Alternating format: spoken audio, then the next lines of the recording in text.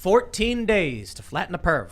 What I mean by that is, in 14 days, the resignation of Governor Andrew Cuomo will be official. The man is out, and good riddance. Everybody is happy, literally everybody. Even the people who pretended to be Cuomo-sexuals are pretending like they don't like Cuomo now, or I guess maybe they were pretending to have liked him in the first place. But it's more than just his resignation. He said he knew the writing was on the wall. Democrats and Republicans wanted him out, so he decided to resign because he was facing impeachment. He's actually facing arrest and criminal prosecution.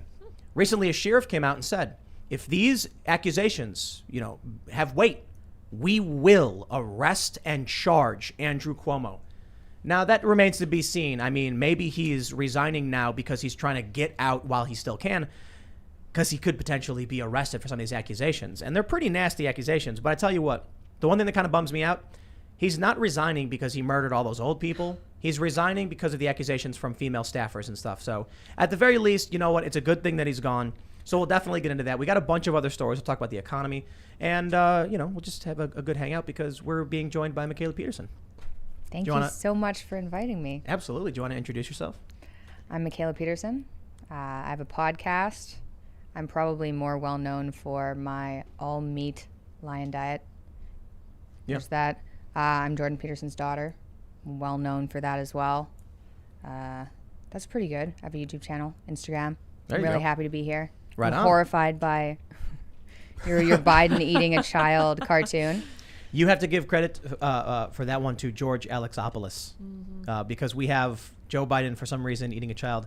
And it's just I think it's inspired by Junji Ito, the famous Japanese manga horror novelist.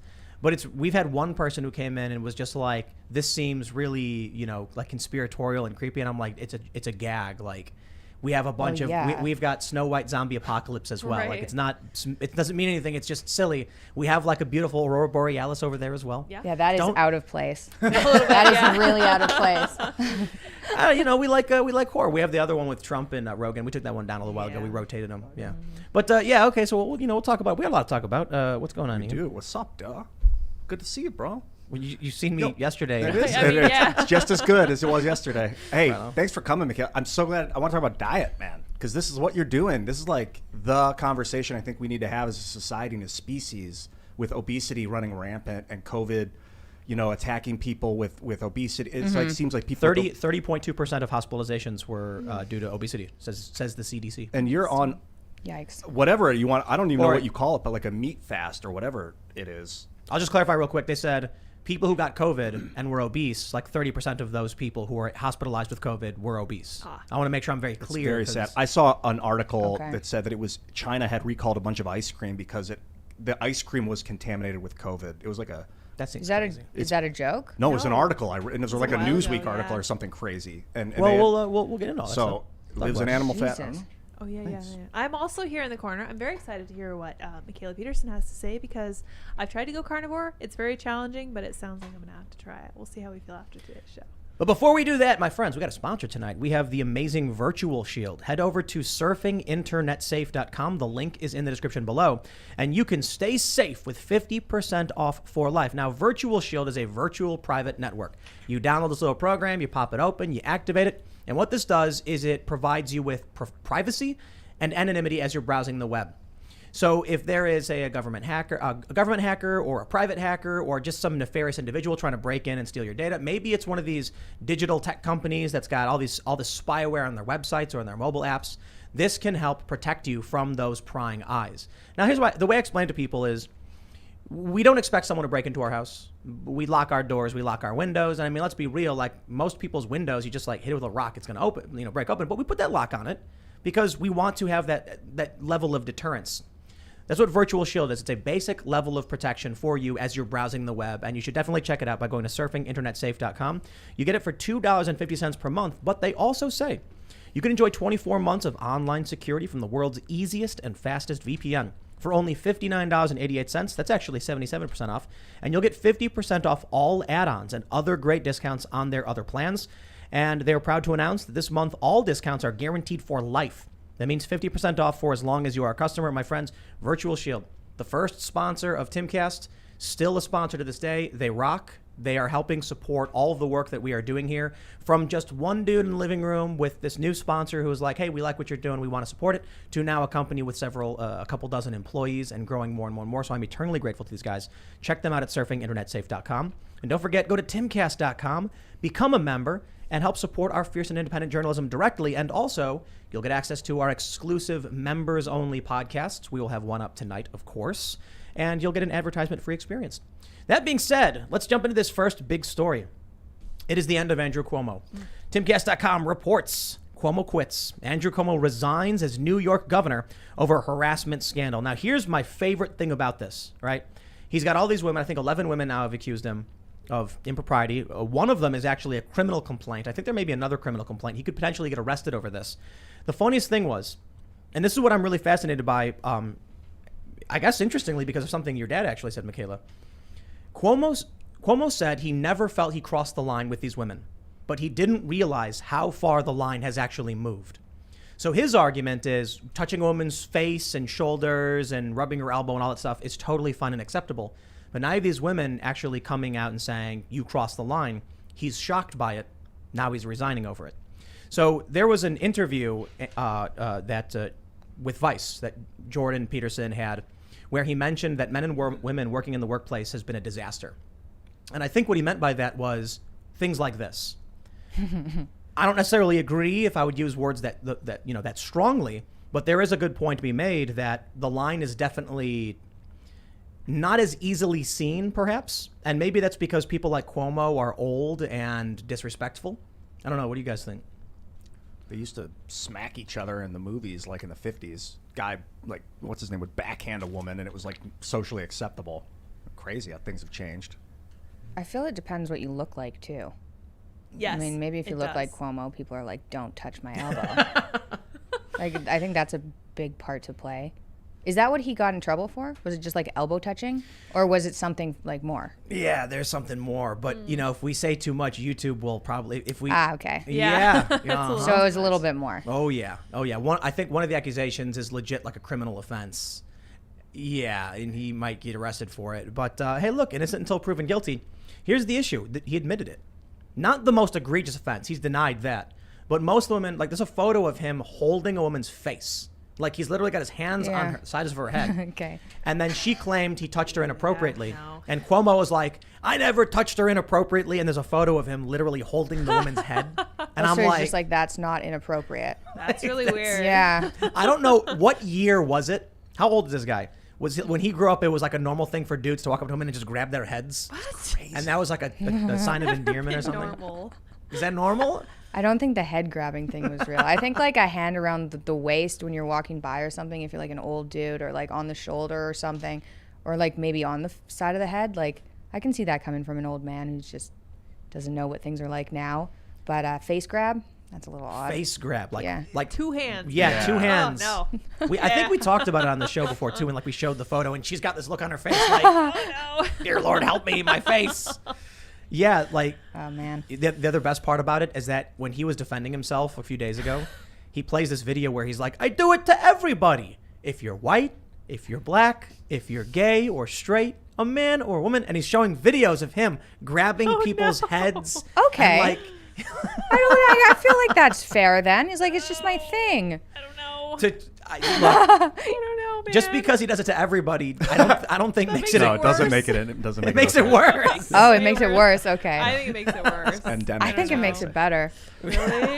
Yeah, I mean, it's So? not good for him, and it's probably not a good social thing to do as a person. But like, then you're not special, lady. So wasn't his defense, I'm Italian? Because that seems like I feel a like that's terrible also. I excuse. feel like that's also a good excuse. That's part of it. That could be. Like, Can we- I'm Italian, I'm cultural old, and I do it to everyone. Is that? Like, Can we no? confirm that he said that? It's not. Don't blame me. Blame the Italian Italian. in me. What was- I know that he mentioned it. I don't know if it was actually his defense. But I was like, what, dude? I know Italians like to talk with They their kiss hands. each or other's whatever. Yeah, Yeah, but I get that. Yeah, I totally get that. That makes sense. But it's like, I don't know, dude. That might be a little bit too much. And if people are giving you signs like as you're getting older, you need to be paying. Maybe you don't attention. care though. I mean, haven't you It's true. noticed like the Older older people- you yeah, get, the it's older true. you get, the less you care. Can you imagine what happens when you hit He's like not that old, age? though. How old is he? 65, maybe? Yeah, he's over 60. Yeah. I guess he said I'm an over 60 Italian American male.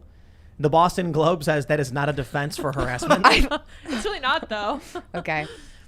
But to be fair, things have definitely changed. The lines have moved. Like, girls can now take you in for anything. Like, if you I feel weird when people put their hand on my waist. I find that to be strange. Lower now. back? Yeah, like lower back. Like, I find that to be a little bit weird. Like, please don't do that to me if you take a picture. I feel like that's always made people feel a little weird, though. I don't Yeah, think I that's. don't I don't think know. the line. Like, I can't. Well, I'm not sure. I think right? it depends on how the guy looks. I think you might be right about that too. Like, if you've seen that cartoon where it's like this really ugly guy and she's like, oh, it's sexual harassment, and then the same thing happens with this really good looking guy and she's Yeah. like, oh, hey, what's going on? You know, you Yeah. go out for dinner or whatever. It's totally different. I don't know. Women are really kind of strange and touchy now too, though, so it might be like way different, especially for an People have older- gotten touchier for sure. It's, Yeah. I mean, Women have always been strange, though. That's true. hands on the waist is like opportunity. It's like an act of opportunity for a guy, from Yeah. my perspective. It Yeah. definitely is like you're crossing the line. It feels like you're this like wild beast, and I can't condone that. I was in That trouble, was how I was yeah. raised, though, so maybe that's why I think that. We have this the comic. That's the comic I meme. was talking about, Yeah, yeah. it's this like suave looking guy with his hand in his pocket. It's like, looking good, Susan, and she says, "Oh, you're sweet." Yeah. Yes. And then the next one is Yeah, like yeah. a chubby, portly guy, and he says, "Looking good, Susan," and she says, "Hello, human resources." Yeah. The funny thing about this is Mad Magazine made a similar comic a long time ago. It was a mad look at public. It was a mad look at love or something like that. I can't remember. I remember reading it when I was a kid, and it shows two beautiful looking people and they're like kissing in public, I think that's what I've seen. and then everyone's going like, "Oh," and the next panel was two fat people doing it. And everyone's like, all angry. There's something really interesting about it though when you mention like the hand on the back or whatever. Like, is that sexual? Is the man walking with the woman and like putting his hand on the small of her back and like guiding her forward? Is he doing that as some kind of like perverse Yes. or sexual action, or Ian is says yes. I wouldn't say, I don't know, perverse, but I would say if like whenever that's been done to me, I've been like, I Oh, get what's that going kind of on? like Yeah. what's going on Yeah. thing. Yeah, it's not like, maybe upper back, maybe that's like kind of guiding, but anything like lower back, I at least have the bodily response of like, okay, what's happening here? And I think that's because that's not often touched. And I think that's just the bottom Yeah. line. Putting your hands on someone's face, to me, that's Yeah, really face. weird. Like, that's Yeah, a yeah. strange crossing. If you put your hand on someone's 60-year-old cheek- Italians though Yeah, all yeah. the time. I don't know, man. I don't know. It just Cuomo seems grabbing too some much. lady's head? Ugh. I mean, you can handshake is fine. A high Yeah. five is cool. Yeah, A that's fine. hug if you both want to, but Yeah. that So there are different ways that you can hug somebody too. Like, you don't usually hug a guy like full on up front, up close. Hug him like a triangle or whatever you want to do, or on one side. But it's How do you it's- hug like a triangle? You just like keep your lower bodies apart. It's Oh. not crazy. You, like, lean your Yeah. chest in, I Yeah, guess? kind of. Yeah, it's nothing. Oh We yeah, got- okay. Yeah. we have Oh, we have yeah, the photo. picture. Oh no. It's not like he's grabbing her head, but he's got his hands like under her like on her neck, yeah. and he's holding her up. Sorry, you can't But see he's it, got this Mikhaila. weird lip biting thing going on. At the same time? Yeah. Ooh, yuck. See, So that's creepy. the line. Yeah, I don't like that. Uncomfortable. He looks really creepy. does It's look like creepy. in the woman's face, she's like, away like from wow, here. man. You know what bothers me about this is that it feels like people are piling on. I don't like this behavior where one person comes out and is like he aggressed on me, and then two more, and then three more, and then all of a sudden there's 11 people, and like I don't want to set a precedent or continue a precedent that it's okay to pile on. Well, why not For though? I past mean, behavior. look, if these women are scared to speak up because he's powerful, he's Cuomo, and then one Yeah. woman finally says, "Look what he did," and then another woman feels comfortable now because she feels she wouldn't be alone in this. Like someone broke the barrier so that others could come forward. Yeah. Then it comes out like a dam breaking. Right. It's tricky because sometimes you have that for popularity, right? You're like, oh, it also happened to me, and then you get your name in the news, and so Hashtag me too. Yeah. yeah, kind of like that. But also, I think just as human beings, especially if they're not outspoken ones, it's really hard to be the first to do something. And so you could easily be being like, well, maybe I'm the only one. No one's going to believe me. Maybe it'll just go away, type of thing. Although if it's just like a head hold, So here's Right. there's it's something like it's not yet. There- Although there's worse apparently. Yeah. But There is something interesting here, though, that I think we need to consider when it comes to men and women working in the same place. I don't think there will ever be a circumstance where there could be true social equality in the sense, not like workplace, like career or revenue, but just what you can or cannot say to a man and woman will never be equal, right? What two men can say to each other, they will Yeah. never be allowed to say between a man and a woman. What two women can say to each other, they can't say to men. So one example would be like, the one I always give is if two guys are like, coming into work. one guy's in the elevator and then the other guy walks in and he goes, "Oh, damn, that's a new suit, huh? Man, you get that tailored? You're looking cut." So you got a new haircut too, man. Punches him in the shoulder or pats him on the shoulder. Or what if he says like, "What's up, sexy?" High fives. Yeah, absolutely. I say that. That's what I say. Absolutely. Yeah. But I think the issue of complimenting a guy's new tailored suit, like, "Wow, Jim, new suit, looking killer. That is amazing. You get that specially done? Plus the haircut, man, it's working really well." That's like a guy complimenting, being like, "You're looking sharp, man. Totally fine." Now imagine the woman walks in wearing a dress. "Whoa, did you get that dress tailored? That is looking sharp. Wow, I love what you're doing with this look." Why is it The different? sirens are going All, on. all of a sudden, it's like, whoa. Does it depend? Okay, I agree. First of all, I agree. And I think for the majority of women, it would be weird. I think that there are certain types of personalities that would be able to work with men. I don't think it's the average woman, though. I'm kind of in agreement there. I think there's, well, like obviously men and women can work together, but there's going to be some weird dynamic. And you're going to be like, is this going to be offensive or how is this going to be taken? What can I say exactly? I personally, I'll tell people this. So I have a team of people. Everybody who works for me right now are men. And my best friend used to work with me and she's a girl. And that was fine, but we're like very similar people, pretty disagreeable, and I could tell her whatever, and she's not offended by anything. But I've noticed if I hire someone and they're female, I have to be careful about how I talk to them, even giving criticism. I feel like, and maybe it's me, but I feel like I have to be a little bit nicer, or a little bit more gentler. Whereas with a dude, I can be like, "Can you just not do this again?" And they're like, "Yeah, no problem, won't do it again." But if it's female, I'm like, "Okay, you did like this a little bit wrong. Here's how to do it a little bit better. Overall, you're doing a great job. Everything's fine.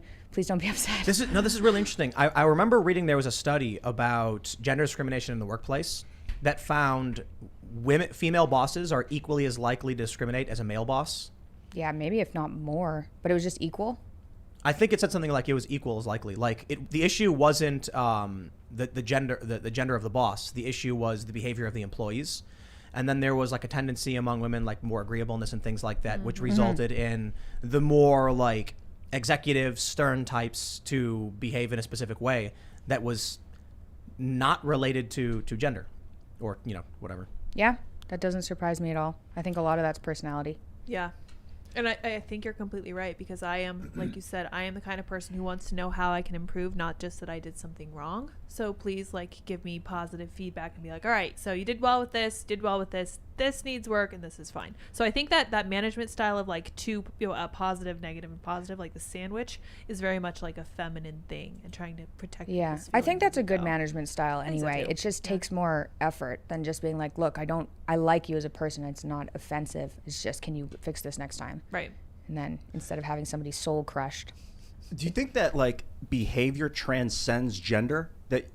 Because I know Jordan talks a lot about this. I mean, I'm obsessed with that guy. What's up, dude? But like that men and women have like intrinsic, behavioral patterns. Not that every woman has it, but that women are more, nurturing and men agreeable, are more into things. Women are more into people. But is that? It's not always the case. Obviously, there are people that transcend that dichotomy. And I wonder if, especially with the age of like 1,000 genders and heteronormativity and what do you call it, postmodernism, like maybe there's something, maybe we're all becoming like genderless, babies in test tubes. I don't think so. I think society is changing in a way that encourages certain behaviors and stuff, but testosterone plays a role, man, in a lot of things. I think people are getting sicker, and that's part of the problem. Interesting.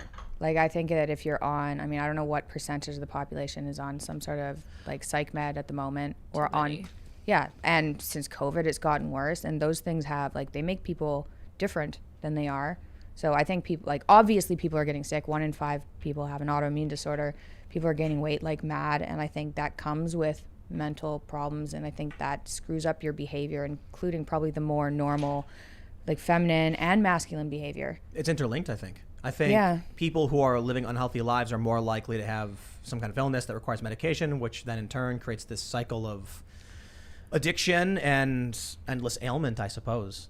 I think we should. I want to loop back to this other story we have, because I think that will lead us into a bigger conversation about like diet and health and stuff that I want to save for a little bit. Because we have this story that it beautifully jumps us into how critical race theory is I shouldn't say critical race theory, but critical gender theory, critical race theory, and wokeism it's manifesting in society. So as we're talking about like Cuomo and women and stuff and these dynamics, we have this story. Nick Cannon calls having children with one woman a Eurocentric concept. The TV presenter has 7 children with 4 different women. My. So perhaps he's only saying that because he's non-monogamous. What they say, Cannon welcomed twins, Zion Mixolydian and Zillion Air, with Abby De La Rosa on June 14th. His son Zen, whom he shares with model Alyssa Scott, was born 9 days after Zillion and Zion. Additionally, Cannon welcomed daughter Powerful Queen back in December with Brittany Bell, with whom he also shares 4-year-old son Golden.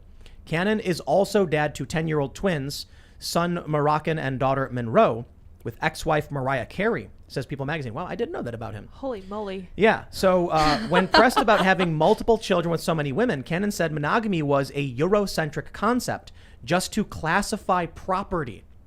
Just like the idea that a man should have one woman, we shouldn't have anything. I have no ownership over this person. If we're really talking about how we coexist and how we populate, it's about what exchange can we create together. Those women and all women are the ones that open themselves up to say, I would like to allow this man in my world and I will birth this child, so it ain't my decision. I'm just following suit. This is amazing. He's basically absolving himself of some responsibility when it comes to having these kids in a way that we're probably not used to. I hear from people all the time. The dude will say something like, we're pregnant, like referring to him and his significant other. Yeah. But you hear that a lot. Yeah, I know, but it's kind of repulsive. I'm like, not no, right. we're pregnant. Fuck you. Have you been pregnant? You're not pregnant. I guess, but the point is, like, at least the guy is saying, like, this is something we're doing together. Like, I guess this is him being like, hey, they wanted to have kids, don't look at me. You know? Yes. I see where you're coming from. Monroe is a great name for a girl. That wasn't what you were looking at for a comment, but interesting names, right? Powerful Queen. I feel like, though, to be fair, for Hey, Nick man, Cannon, like he must have had discussions with these women that was like, this is who I am, and this is how your life is going to be. Do you want to do this? And they still were like, yes. So I don't do you know if think, I or was agree he with just that. like, by the way, you're 9 months pregnant. There's 2 other people who are also 8 Come to 7 on, like, months pregnant. hold on. He had a kid in December. Yeah. Then now he's having another kid. Like, they must know, I guess. Yes, right. Yeah, they must know because had she other would have been kids. visibly pregnant unless he hid. I don't have no idea. I think, you know, what it may be is that in the modern world of feminism, these women have the means to take care of themselves. Yeah. So they're less concerned about whether Yeah. or not there's going to be a dad who's going to be paying for and supporting the family. The Catholic Church. I see where they're saying about the Eurocentric thing is because, like, the Catholic Church is big on monogamy, and I don't know if they were doing it for control or if they wanted the man to stay with the woman to raise the family. But like when you look at the Muslim faith, a guy would have like 7 wives.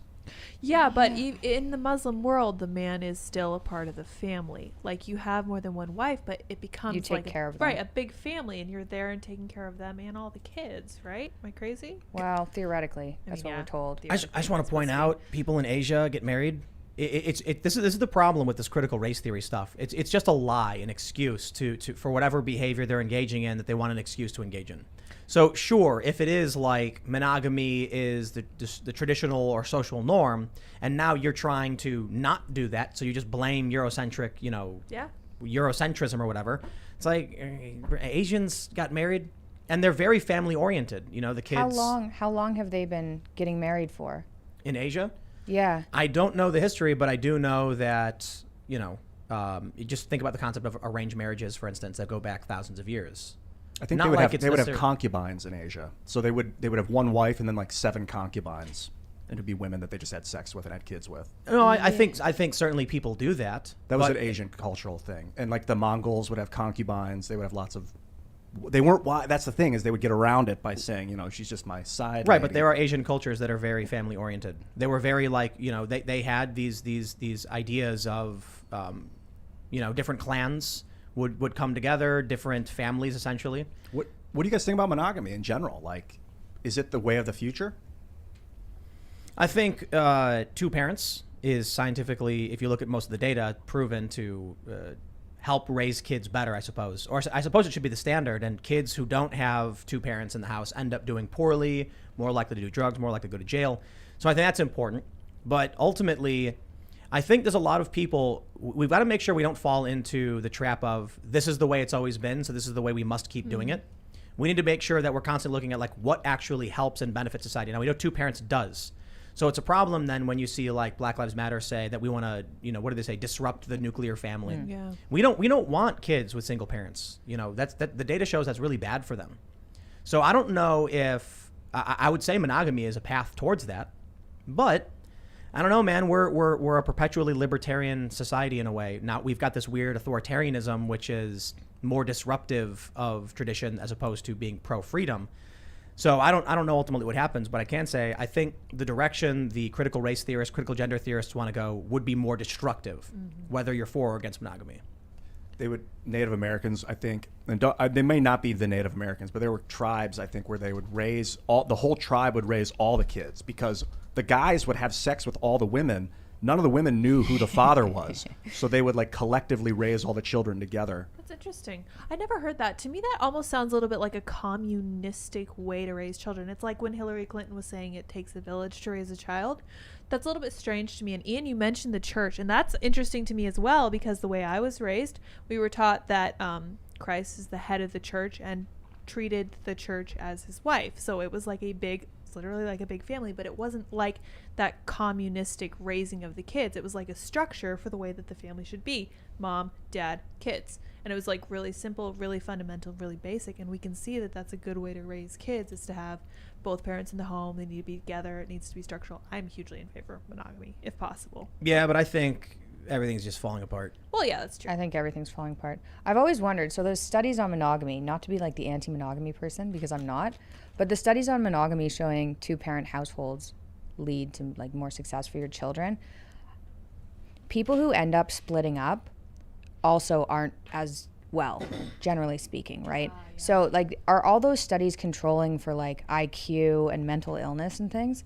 Because you could say, I mean, if you're going to have two people who are not doing well in the same house, but would be doing better apart, I would argue that it's better to have both parents happy than have them arguing in the same house. Yeah. But so I don't know how the studies were done. And then were there studies before when monogamy wasn't the main thing? I think I would assume they account for something like this, but it is a good point. I doubt it. All these scientific studies that I've read, like there's such glaring flaws. I wouldn't be surprised if they didn't account for something. Well, IQ. I mean, no one accounts for IQ anymore. Yeah. Anyway. Loud. Yeah. Yeah. I mean, it's a good point though. If like the mom is on drugs and the dad isn't, yeah, then it's like, the kid would do a lot better. Yeah. Although I guess you run into the risk then of divorce courts favoring women. Right. There was an old case that I read about years and years ago where a man divorced his wife because she was doing drugs. Oh no. And then when they went to court, the court sided with the mom. And even though he was like, you can't give my kids to this woman, she is doing drugs, and then she ended up killing them somehow. Jeez. Holy shit. Yeah, it was some negligence or something. She was drugged, and the young kids ended up dying somehow. I can't remember the exact story. I mean, you can probably Google something like that. Yeah, well, divorce court is a whole nother thing, right? Oh yeah. You get the MGTOW got banned on Reddit, so What? you'll get all those. MGTOW. Really? Yeah. Yeah, they got banned on Reddit a few weeks ago. So when you mention all this stuff, it's a legitimate problem. I didn't know they got banned on Reddit. That sucks. That's intense. Yeah. Yeah, well, the censorship, it's they're homogenizing their view of what they want the culture to be, so they're excising portions one at a time. Yeah, the legality of marriage is very weird because marriage, the word means to mix. So like two people spending a lot of time together, mixing their energy, are essentially in a form of marriage. Whether the law says it or not doesn't really matter. Yeah, so that's like a common law marriage. It's something like 7 years with the same person. Oh, in Canada it's a lot shorter. I think. Is I it thought really? it was like this is gonna be wrong, but it's 2 or 3. It may be if you're different in living in the different same states. household in Ontario anyway. Yeah. Wow, That's really? pretty. Yeah, it's pretty fast. And I'm pretty sure if you split up after that, if you've been living together, then you still have court to deal with. Oh wow. What? Even though you're not. Yeah. What if you're just roommates? No. You have to be in a relationship.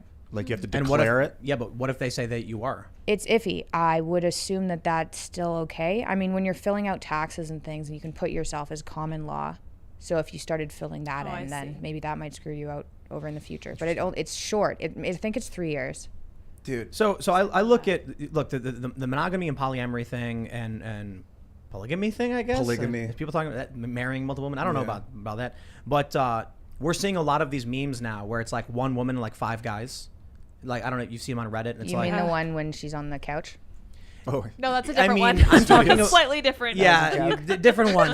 But we Different know that one. context, so we're all familiar with that one. No, there's memes of like it'll be like 4 dudes on a couch and they all have their arms around like the one woman, and it's talking about like polyamorous relationships and things like that. Attractive people. Regardless of whatever, there's a few things to say. One, not all change is good, not all change is bad, but I definitely think this is just a sign of things falling apart. Like to have kids with a bunch of different women and be like, well, they wanted to do it. It's like, yeah, but I'm sure he's still going to be there raising his kids, but he's having a lot of kids in a lot of different places, and he's not going to be able to provide the same kind of leadership that somebody who is, in a family with kids will be. Yeah. And more to the point, I'm just saying it's just another sign of, I think we were facing for a long time cultural stagnation. Movies were reboots, comics, everything was just regurgitated garbage, lowest common denominator, and now it's cultural decay. It's just, the movies are getting worse. Have you seen Warrior, the TV show? No, is it good? It's so good. Oh, okay. what is it? It's about, sorry to interject, it's about San Francisco and the triads in the 1800s.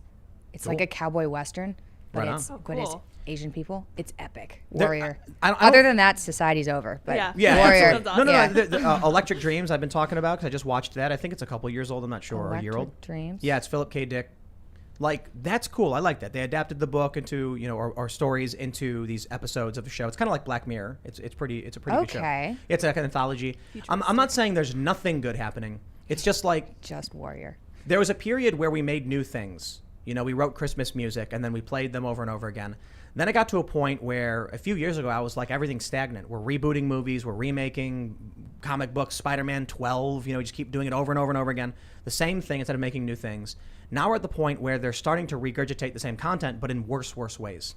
Like the movies, Get Woke, Go Broke, as people often bring up when it comes to video games, movies. They'll try to redo Ghostbusters. And this is where the regurgitation becomes from stagnation to decay. I see. We should call it the second harvest of the film industry, and that comes from the Native Americans when they would have a famine. They would eat the seeds and then they would poop them out and then sift through it and wash them off and eat them again. That sounds like They where called we're it at. a second. Is that That's a true? good Yeah, analogy. the I've second heard that, harvest. yeah.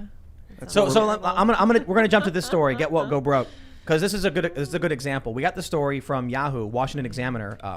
Subway franchisees want to drop Megan Rapinoe's new ad amid Olympic controversy. I think this is a really good example of cultural and political decay.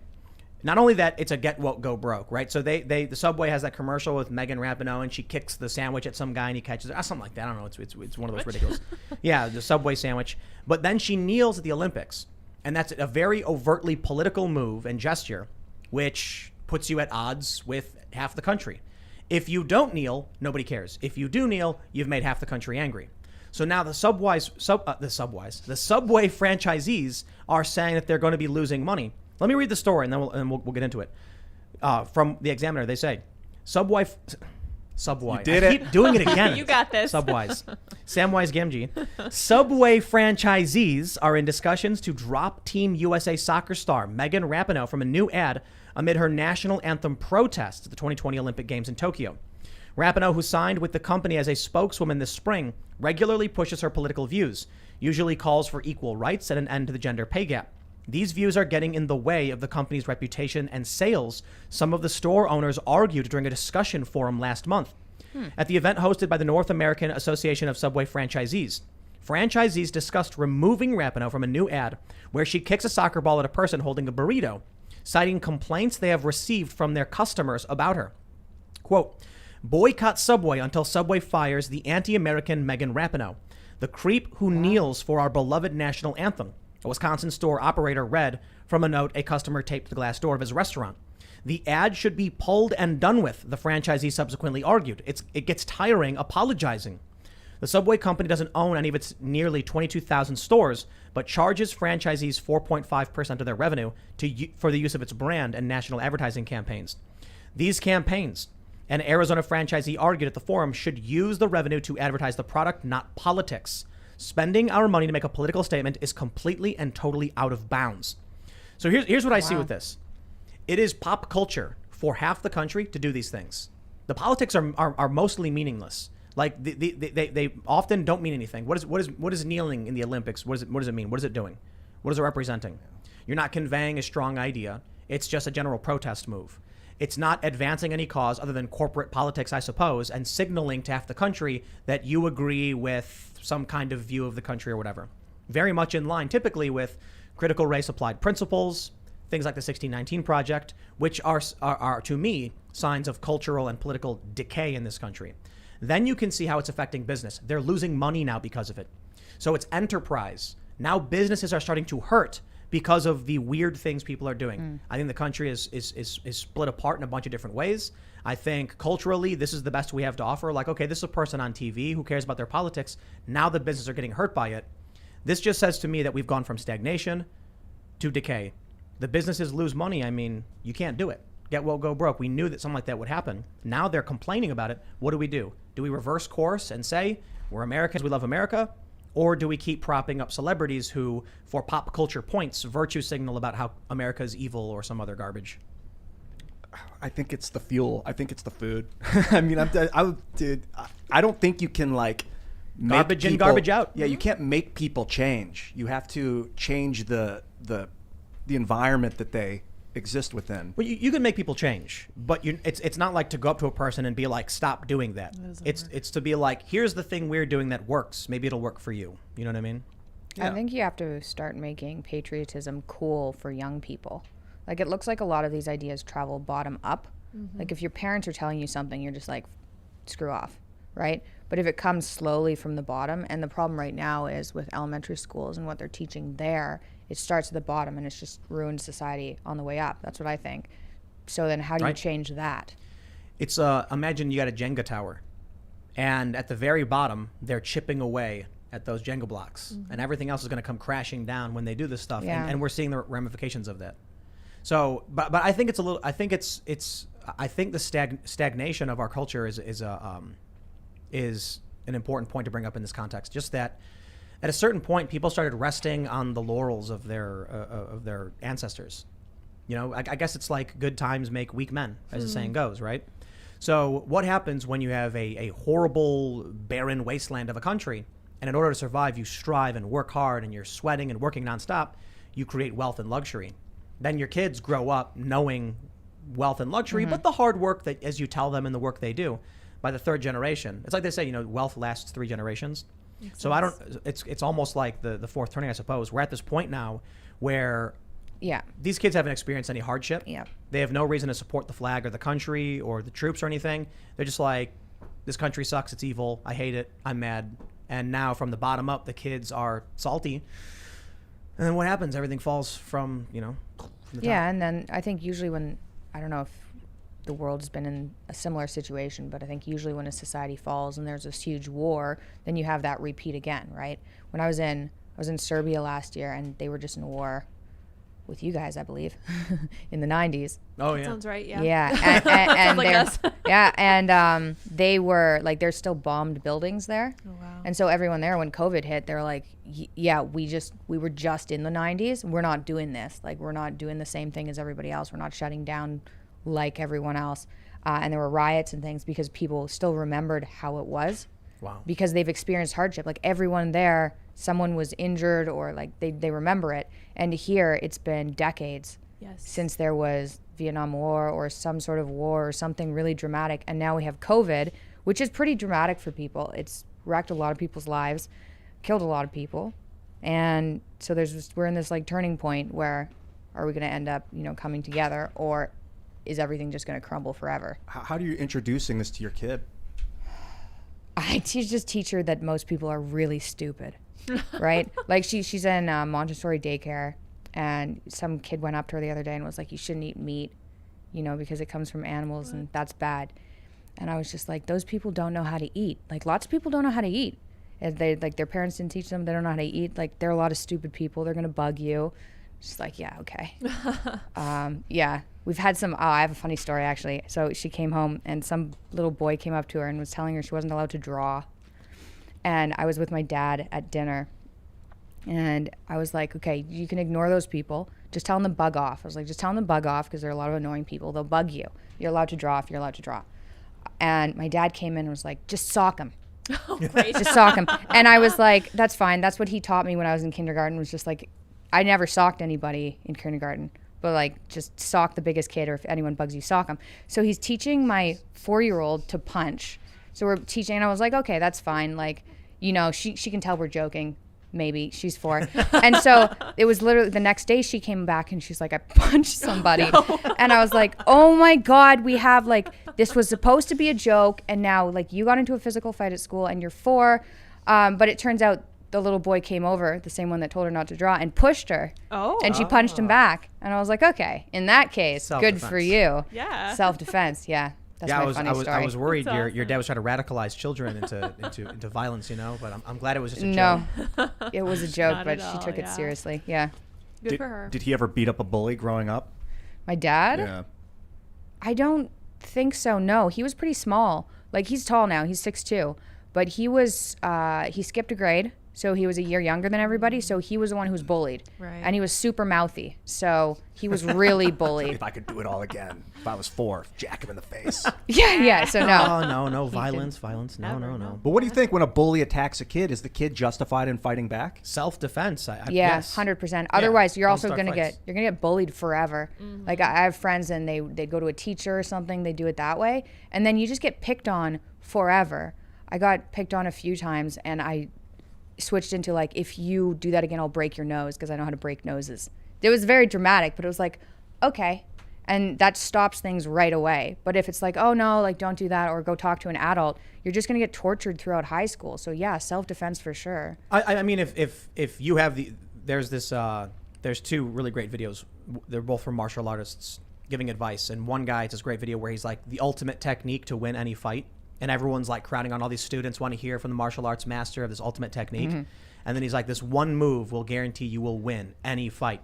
And then he stands there, and then as soon as they say fight, he turns around and runs, and he's like, he just runs away. And then everyone starts laughing and clapping, and he's like, any fight you get out of unscathed is a fight you've won. You know, and he's less crude, but it's like the saying goes, you know, if you get into a pissing contest, you just get covered in piss. So you get into a fight with somebody, you're going to get hurt. If you have the opportunity not to avoid it somehow, and that includes getting picked on all the time, you have to. But if you're in a position where someone's attacking you, you need to defend yourself. I don't know if I agree with that. Like, people get tortured throughout high school. Some people are just like picked on and picked on and picked on, and their entire social circle falls, and they end up as the outcast. I think if you're in that kind of situation, you end up punching someone who's picking on you. I think that's the way to go. But I think we're saying, we're not necessarily disagreeing. If you are defending yourself from someone attacking you, like, you have to defend yourself. But even if it's attacking with words. What do you mean? Well, I mean, I don't mean picking on physically. I mean, like, I went to an art school. Nobody fought anybody there.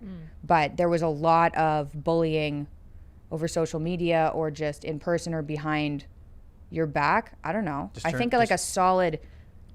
That's how I manage. Close your eyes. Like, I'll hit you if you keep doing this. I love that. What was it, Tyler the Creator? I can't remember. Where he was like, how is cyberbullying a real thing? Like, just close your eyes. Just like turn the screen off. You can't, though. Not with social media now. I mean, we're live. I mean, you can't dude, turn if I engaged with every nasty thing someone said about me online, I wouldn't have a job. I'd be too busy having to go through it. I just ignore it all. I just turn it off. That's like fair. But high school? Yeah, because then you'll go into school on Monday, and then people, if you hear them whispering about you, Yeah. I never experienced As that. a girl, no, but I think it's a different level as a girl. I really do. Like, I think that men are more likely to get into physical fights, and women are more likely to destroy your life by forming little posses and being like, oh yeah, this person slept with that person. Even if you didn't. Like, it gets mean and dark and can like destroy you. I think you just got to be above it. I think, you know, I think you haven't been a high school girl. I mean, I haven't, he's but not. here's what I would explain to my friends, right? There were people who would fart in class and then turn blush red, and everyone would start laughing at them and pointing, like, ew, you farted. They'd be like, shut up. No, I didn't. Shut up. Yeah. And then there were the other people more like me who would, hey, Ian. and laugh, and everyone would be like, oh, you're a jerk. I'm like, I don't care. I do whatever I want. You can't make fun of me because I don't care about what you think. So if you go into school and you're worried about everyone's thinking about you, you're the person who farts and then gets embarrassed. Okay, we're on the same page then here. Because how I countered bullying from women was not only doing the not caring, but also addressing it. being like, don't talk shit about me unless you want to fight.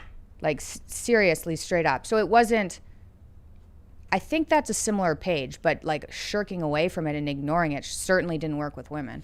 I just kind of feel like right now, you know, I've dealt with this. A lot of people have dealt with this. A lot of people get so stressed, you know, working in politics and culture, being online. It's endless harassment. I mean, the death threats and the creepy comments and just the insanity. And I'm just like, I don't care, dude. You know, sit in your little room, say whatever you want to say. I just don't care. I'm going to keep doing my thing. And you know what? It's like, I guess eventually it could be a horde of zombies piling up in front of, you know, my car, and then my car stops. And okay, well, I guess it happened. But I see all these lies, all the manipulation, all the lies, all the smears. I'm just like, dude, I don't know you, and I don't care what you think, and you are free to hate me. You know, it's like I get journalists being like, so-and-so made this accusation about you, and I'm like, so-and-so can call me whatever they want. They're allowed to believe whatever they want to believe. I don't care. Did it go on for like 10 years or 15 years, though? What do you mean? The abuse, the bullying, people Bro, talking? it has been a decade of me doing public political work. Not online, I mean in person. Because I think what's happening, the reason I got social physically decay, attacked during Occupy Wall Street. I got physically attacked in school as a kid. Like I think a lot of the kids that are, I didn't grow up with social media, so I didn't have this level of abuse where like it's also happening when you're at home. I would go into school, I'd get pushed around a little bit, and then I would leave school and it'd be done. And I just left school. I was 14. You left school. I was like, I'm out. Don't waste my time. I wonder if the social decay is related to the kids growing up in this environment. Yeah, it's an instant. Social media? Probably. What did Michael Malice say? That schools are one of the only places that children will experience violence. Right. Yeah. They're like little prisons. Dude, Jordan's boring an example of the evolution of education because he left that system and now he's teaching online in a voluntary system where people can come when they want, listen as long as they want, and then leave. That's how I've had the internet since I was a little kid. We had CompuServe on DOS. So I grew up with AOL in its early stages, Windows 3 from DOS shell. We had DOS, then we had DOS shell. We had Windows 3.1. What was the other Windows? We had the original Windows. We had all of it. No, Windows 95. I don't know. It was the one where it was just gray boxes, and you'd like before 3.1. Yeah. And then we had 3.1. Then we had 95. I was on AOL the whole time. We had AIM. Cable internet came out. We got cable. We were on instant message the whole time. I have been on the internet, and I was able to Google search websites. I was able to talk with other people, and that allowed me to experience the real world from adults. And not pretty at all. But hey, look, the internet's a nasty place. But then there's a big difference between when you're a kid and you're in school, and the teachers treat you like an other, like you're not an adult. You're not to be talked to like an adult. You're not to be taught like an adult. You actually get raised by the children around you. So it's no wonder that millennials are basically permanent children. I grew up with the internet where there was adults on forums talking about music and things like that I was into and game development.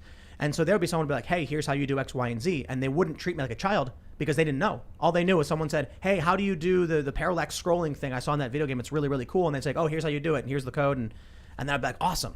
And then I'd go and do it.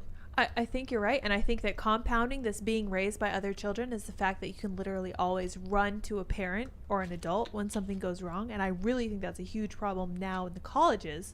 You see these students who are incapable of handling even the slightest amount of like friction when it comes to their worldview. And it makes them intolerant. It makes them need safe spaces. It's actually a really big problem. It happens on Twitter, man. People are like, he said that word. Let's get him. Yeah. Like, what are you doing? What authority are you obsessed with? This is why that's the biggest problem in your life? Like, what do I do to get that to be the biggest problem in my life? Someone said this word on Twitter. That's what I want my problems in life to be. That's what I'm saying, man. We were saying before, physical health. If you don't have physical health, nothing else matters. Yeah, as soon as you get sick. But how do you get people to understand that without making them sick? I think there are certain ways you can talk about it. I don't think that you can really understand it until you've been sick, especially mentally ill. I think it's very difficult to understand mentally ill people unless you've been there. So I think I've done an all right job describing some of the experiences I've had, but only because I'm out of it now. And I think a lot of people who are that sick don't get out of it. So I don't know how you describe it. I feel like your solution kind of defies modern logic. Yes. So you're doing the carnivore diet, and you only eat lamb. Yeah, so there's the carnivore diet, which is all animal products, and that's the one that you've seen in the news, like eggs, milk, anything that comes from an animal, carnivore diet. I reframed mine as the lion diet, which is insane, but I did that. And that's beef, lamb, or any type of ruminant animal, so animals that have multiple stomachs. Rumen. Oh, really? Yeah. Not any ungulate. What's that? Hoofed mammal. Oh. I feel like not any of them. Like horses aren't. Yeah. Giraffes are. Goats? Yeah. Giraffes are. Yeah. Wow, I didn't Oh know God, that. I hope I'm right about that. I'm pretty sure Double check giraffes that. are a ruminant animal. I Yeah. think you're right. So you'll eat like beef and Beef what? and lamb. Yeah, Nothing elk else? sometimes. Nothing else. And salt and water. And I reintroduced tea recently. But you do alcohol from Yeah. time to time? Yeah. Like, And that just discredits my entire diet. But They're like, okay, you're only eating, oh yeah, sure. So you have an autoimmune disorder, but you can drink alcohol. I think But it's distilled. So like vodka and bourbon, there's nothing in it. It's distilled like 3 times. Most people probably don't know what distillation is, but it removes all the grain. So I don't have any autoimmune problems from alcohol. because I would imagine like fruit breaks down into alcohol in your system, I think. And it's probably really, really good for your Yeah, but there's a cardio. whole bunch of things in fruit that aren't, it's not just like pure alcohol. Right. Like vodka, yeah, pretty pure. Where do you get your vitamin C from? So there's a tiny bit of vitamin C in meat, a tiny bit. And it turns out if you're not eating any carbs, glucose and vitamin C compete. So if you don't have glucose, you don't use as much vitamin C. So you don't need as much vitamin C. But I've been doing this since December 2017. And the vitamins I was deficient in when I had an autoimmune disorder have recovered. Since when? What year? December 2017. It's been a while. Yeah, I hear you urinate a lot of the vitamin C out. And maybe that's because the glucose is preventing it from being absorbed. I have no idea, but they do compete. Yeah, so possibly if that's what happens. So let's start from the beginning. I guess you were sick. I was sick. I'll give you the like super tight version of it. I was diagnosed with juvenile rheumatoid arthritis in 37 joints when I was 7. I was put on 2 immune suppressants and an anti-inflammatory medication. The immune suppressants I injected, so very serious immune suppressants. When I was in grade 6, I was diagnosed with major depressive disorder or possibly bipolar type 2, depending on the physician. And I was put on SSRIs. Grade 8, I started to get chronically fatigued. So I was medicated with Adderall when I was 21 for idiopathic hypersomnia. So I used Adderall just to stay awake. When I was 17, I had my hip and ankle replaced from the arthritis that wasn't kept in check properly with the immune suppressants. Yeah, that's about it. I was also diagnosed with Lyme disease eventually, and I think that's all of them. Yeah. So how did you come to the carnivore diet? I started getting this rash called dermatitis herpetiformis, which is an itchy, blistering rash, and it's the skin manifestation of celiac disease, which is the only autoimmune disorder associated with gluten. So I figured, okay, maybe I have celiac disease. I got my genes tested. I have the gene for celiac disease. I was like, I'll cut out gluten just to see. Maybe that's causing my arthritis. And that kind of led me on, I must have read like 1,500, 1,200 articles on autoimmune disorders, gluten link, possible dairy link.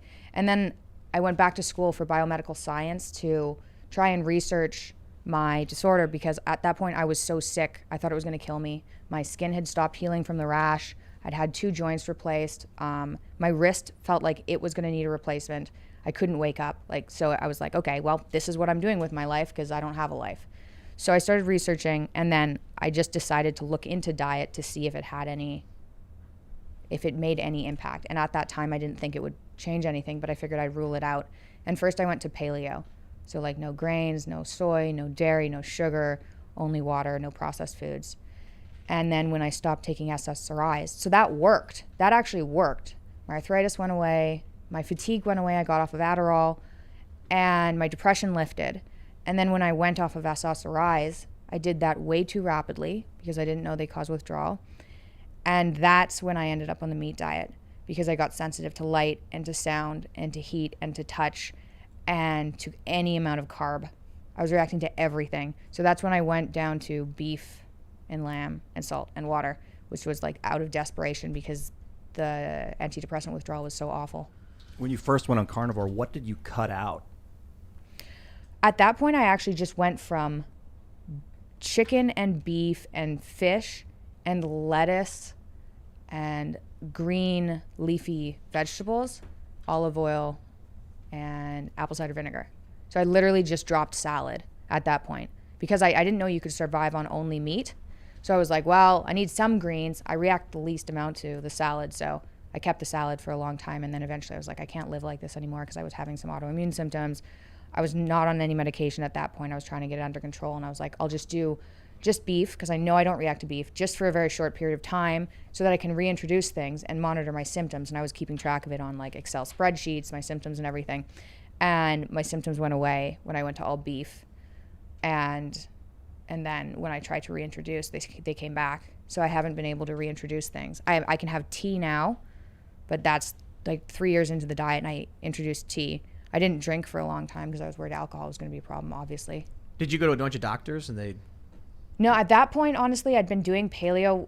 When I went to the carnivore diet, I'd been dieting for 2 years, being more and more restrictive.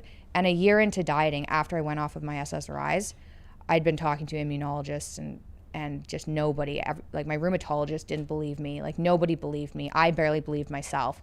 So no, at that point, I was like, the medical community does not know how to handle this. Do you know what breatharians are? I do. Yeah. So, do you guys know? Do you guys know? Yeah. Let's go. These are people who Say insist yeah. they can Ambitious. subsist off of light and air only. Good for them. And there was one woman, this is a brutal video, where she claimed that she was a breatharian. She only just absorbed sunlight and breathed to survive.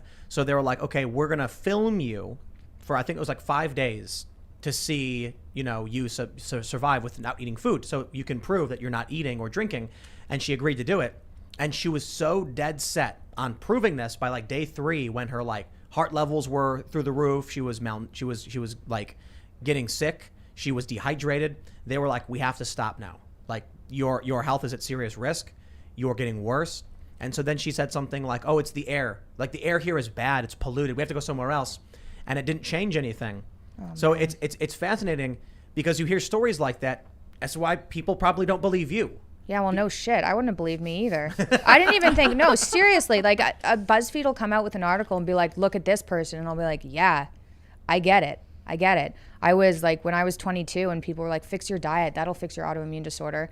Eat healthier. I was just like, fuck you. You don't know what I'm going through. You don't know how serious this is. Like, diet cannot have an impact like that because my joints disappeared, right? Like, it's not diet. I didn't think being gluten-free was a thing. I thought that was a fad. I was scoffing at organic stores. I went completely in the other direction. Like, I was shocked. I probably walked around with my mouth open for the first year after I found out the diet impacted my health because I really didn't think what I ate mattered at all. So I get it. Did you see like gummy bears and stuff when you were a kid? Sour Patch Candy? Yes. Holy shit. Sour Keys? I never had those. Sour Patch Kids. You've never had a Sour Key? Mm-mm. Have you had Sour Patch Candy? Yeah. They're like Sour Patch like Kids. worse, more stale, larger versions of Sour Patch Candy. Great. Load up. Dude, Sour Patch Kids. Oh my god. best. So much That was- candy. yeah. Oh. When I first went to the don't eat it paleo anymore. diet, that was my first food that I reintroduced because I was like, there's no soy, there's no dairy, no one's allergic to sugar. But Right? It was sugar's not like that for a physical reaction. I was Right. like, sugar's not good, but no one's allergic to it. Like, I want my Sour Patch Candy. It did not go well. the vitamin C thing is what gets me. Like, I guess I could understand, they have, like, there's the keto diet, right? Mm-hmm. But keto isn't no carb. It's just low carb. You get some carbs. You have way more variety than 20 what I'm grams, doing. yeah. Oh, absolutely. But then there's, what is it called? The gluconeogenesis? Yeah. Where the protein is converted into sugars Yeah. for your brain and stuff like that? Yeah, so you still have a stable blood sugar. Like, my blood sugar is usually at, I don't know what it's in. It's usually at around 80 though, which is pretty good. It's not like 50 is pretty low, 80 is pretty good, 130 that's high, and then people go way up from there. But mine's at 80 stably. So yeah, gluconeogenesis from protein. Yeah, but the vitamin C thing is what gets me. Yeah. Yeah. Oh, Yeah. Well, I don't think people really know. Yeah. Like, part of the reason I'm talking about it is because I would like the medical community to take it seriously enough to do some case studies to look into it because I've seen it help a lot of people and it sounds unbelievable. The keto diet I think it's prescribed by doctors for people with epilepsy. Since the 20s, yeah. Yeah. It kind of lost favor because anti-epileptics came out and people stopped using the diet because it was hard to adhere to. But yeah, they've been using the keto diet for a long time. And technically, this is a keto diet. Technically, if you wanted to refer to it, it's like a plant-free keto diet. But keto is way more fat than that. I was eating a lot of fat initially. Because I thought ketosis was part of the reason it was helping. So it was like add on the fat. And at that point I was still having SSRI withdrawal. So I had a lot of neurological symptoms, and the fat I felt like I needed it.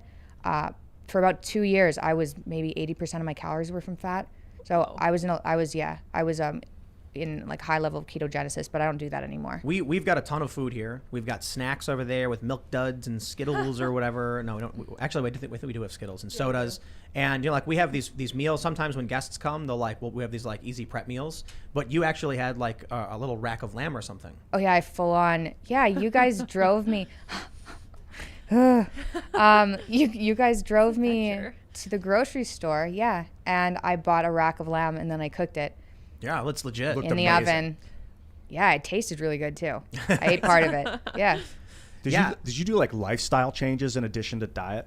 Not initially. So at first it was just diet, because I'm not one of those, I mean, I'm getting more into it now, but I was never one of those lifestyle like biohacker people. I was really into nootropics. First I was really into drugs, and I was like, how do I drug myself better? So I had this like Tylenol 3 at night, Gravel at night, Adderall to keep me awake. Like I was on like 7 different drugs, and I actually drugged myself enough that I could think clearly enough that I figured it out and got off of all the drugs. So it actually worked out. Good for you. Yeah, but I started there, then I went into nootropics, then I went to diet. And then I started, like, when I got a little bit healthier, I was like, oh, okay, managing my sleep actually does help me.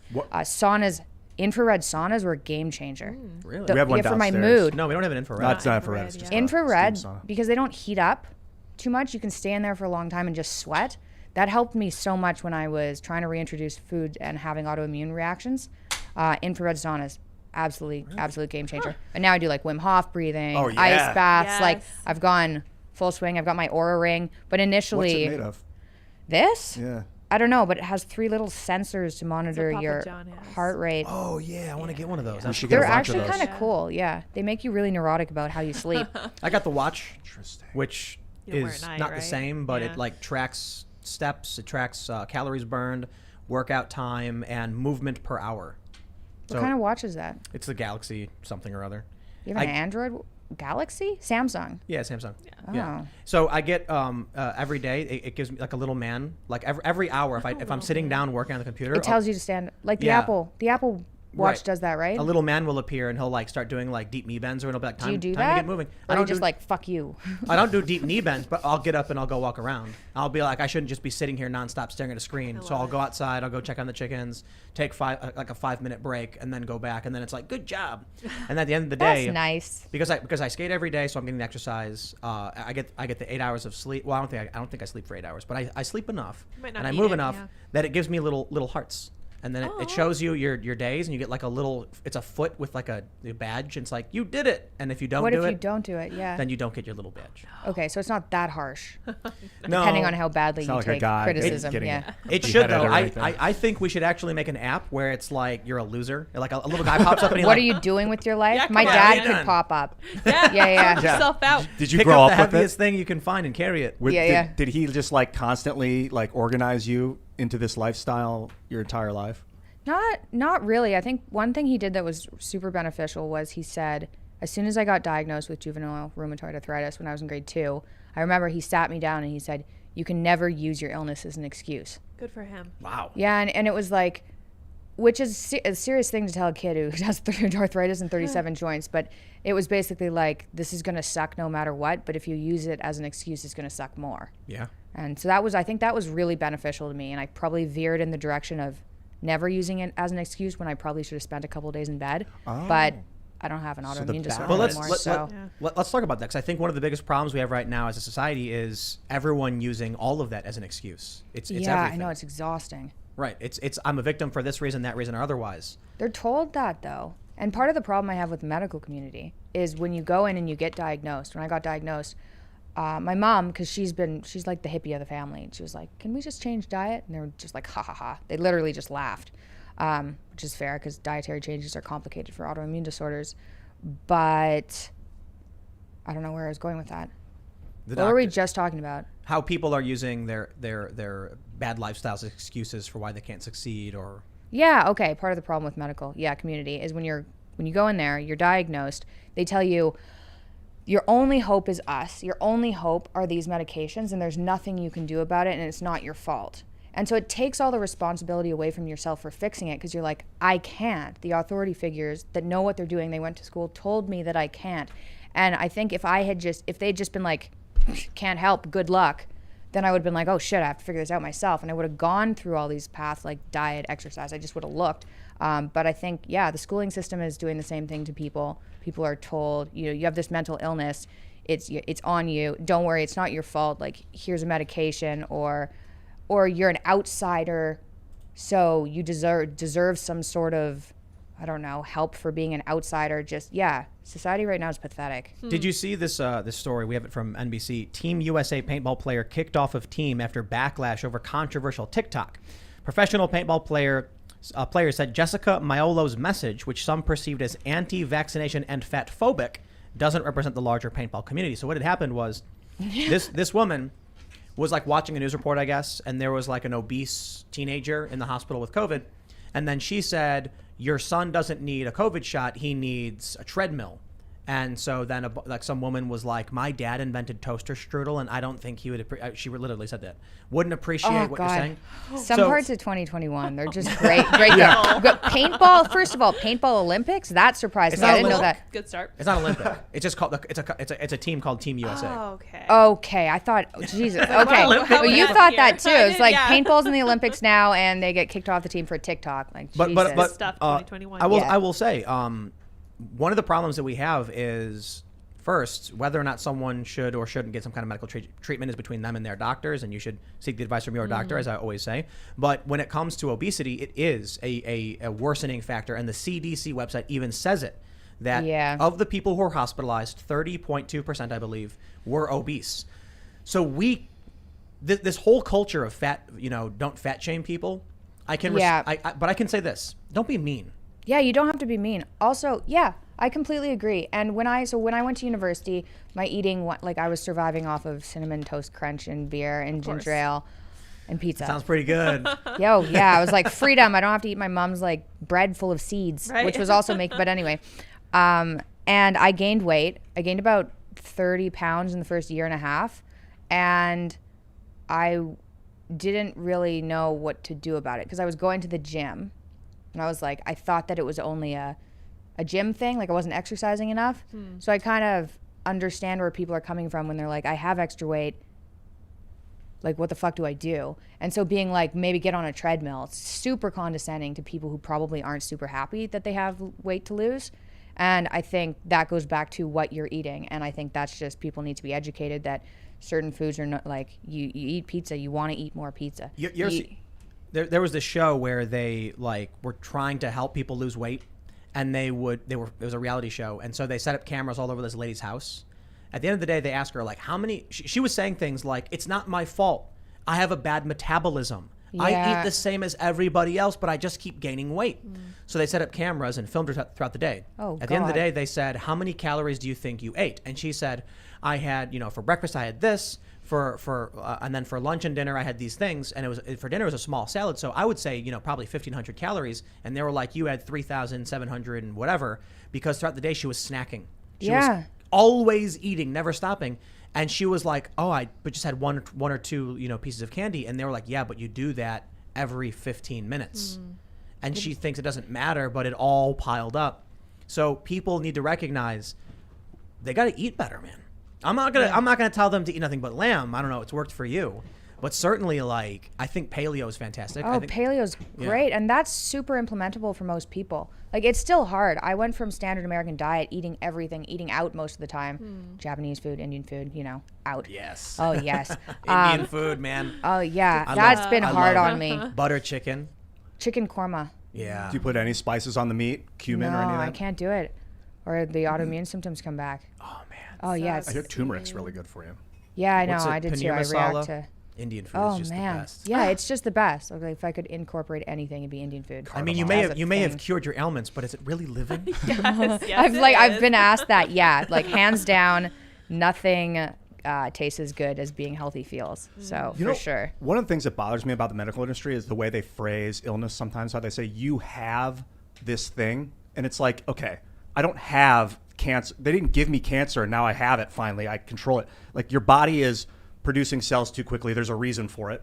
It's not a thing that you get and that you need to eradicate. Well, I think I understand what you're trying to say. Like you have well, I don't know. I'm confused. Yeah, actually. they'll say you have a cold. Now let's destroy it, and they'll go and they'll try. And you're like, no, I don't have something. But my body you is do. acting a certain way, and there's a reason for it. Let's locate the reason. But you literally have like the cold virus.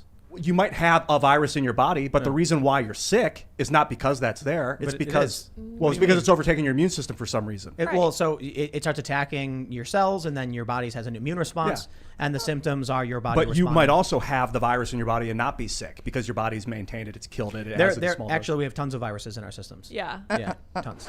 Yeah. What? That was just fun to witness. That's an interesting conversation. Ian's semantic arguments Yeah. doses. about It's so important that we speak the right Well, words. see, I would want to know then, Ian, what you would call it, because it's true that you have a bunch of viruses in your body, but at a certain point, yes, you're correct. A cold has overwhelmed your immune system. So how would you term it? As far as I'm concerned, saying you have a cold is just like a super shorthand way of saying, yeah, you got this virus and it's kind of overwhelmed you. Yeah, like So- are we gonna map out like here's exactly what's happening to your immune system now? The Maybe it would leukocytes and then the lymph nodes are.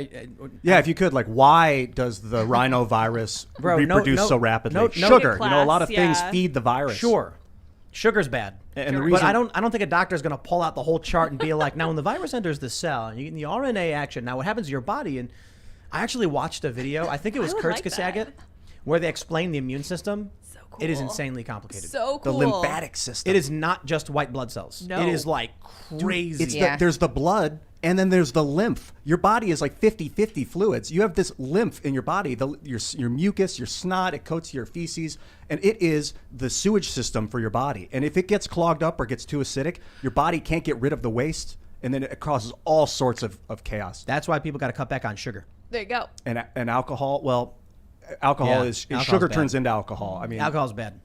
Alcohol inhibits protein synthesis. I'm no fan. That's why I don't drink. you gotta basically, if you can treat the lymphatic system, I feel like, because modern medicine's obsessed with treating the blood, but if you can look at the lymphatic system They and have the those pH of the lymphatic system, They have those massages. I forgot what it's called. But lymphatic massages. Lymph that- draining, yeah, Oh, or like yeah. drainage massages, yeah. something like that. Yikes. Yeah. Saunas really help with just kind of getting toxins out. I think that's part of the reason they helped when I had autoimmune reactions. Sweat it out. Doesn't It was literally sweating it out, yeah. but exercise would work in that regard too. Yeah, but you really don't sweat the same way when you get into sauna.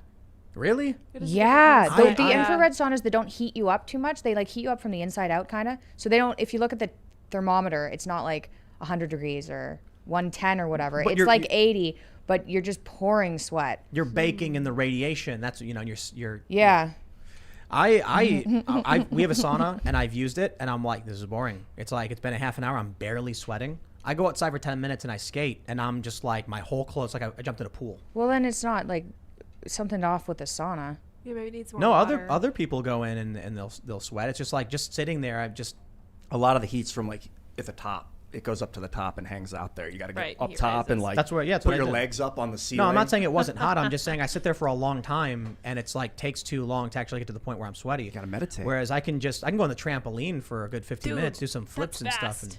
and Right. then I'm just getting all sweaty. It's funny that it's actually hard to sit still, isn't it, in society? That, Oh, like, yeah. I can't sit still, man. many If, guns. if the camera was sitting on me the whole time, you'd see me fidgeting nonstop. Like, I'm the always easiest going thing to like do this. is nothing. My shirt.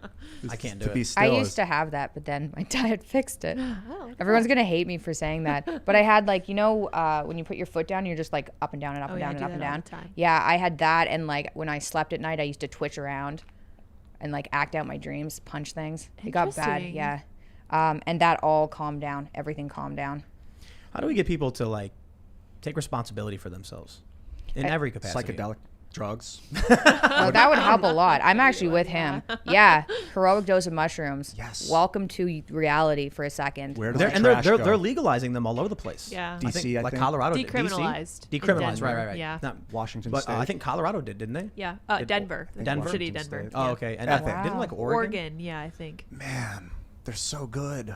It's insane to me that these things were ever illegal in the first place. I know. Somebody had a bad trip. Yeah. That's how They're like, that is a bad idea. That's Most not people good. should not go there. Some president. Yeah, yeah. Maybe, yeah. Maybe it was people were waking up.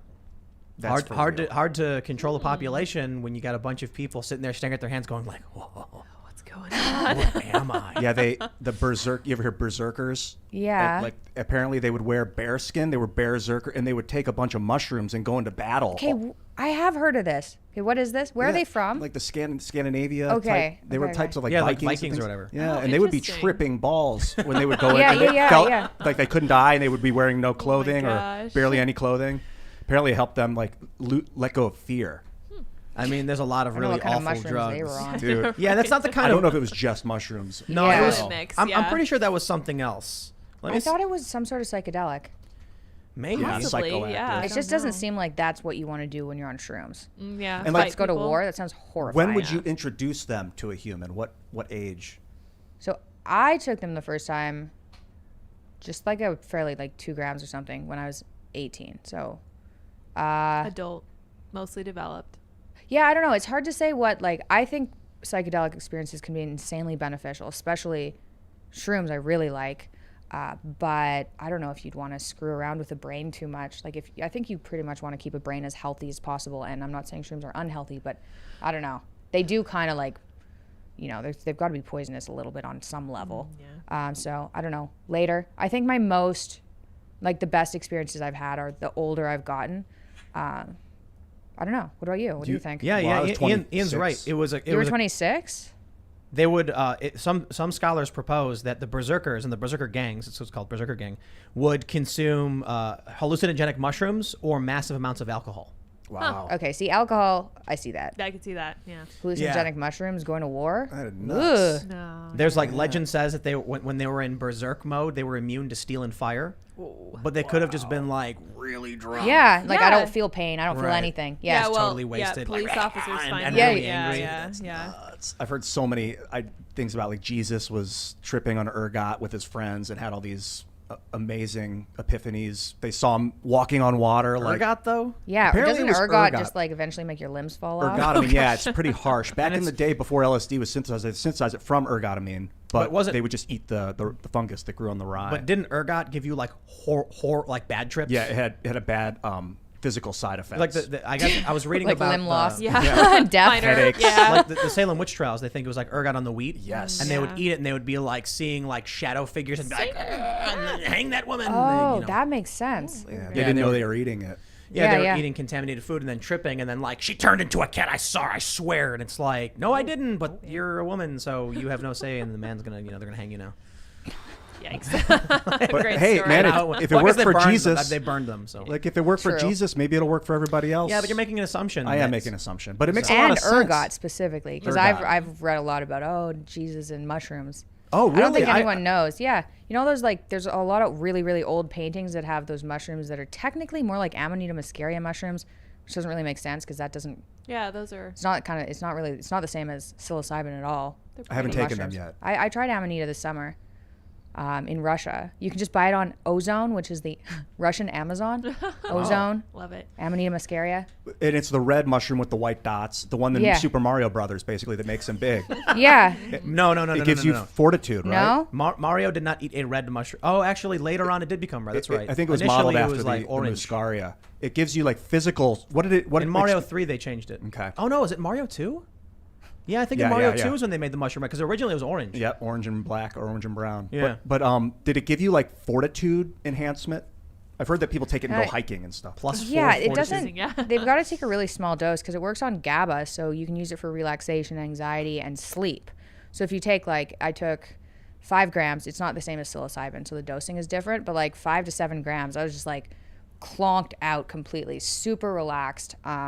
And a few more, like 2 grams was just relaxation. But I wouldn't go hiking or something on it because it works on GABA, so it was just relaxing. But it was nothing like psilocybin. I think if you take higher doses, you can get some visual hallucinations if you stay awake, but it was pretty sedating. What do you mean it works on GABA? What's that? Same thing alcohol works on. It's a neurotransmitter. Oh, okay. Yeah, so psilocybin, well, it doesn't work. It's not like a GABA drug. Benzodiazepines work on GABA. Alcohol works on GABA. Amanita muscaria works on Do they GABA. have similar feeling effects?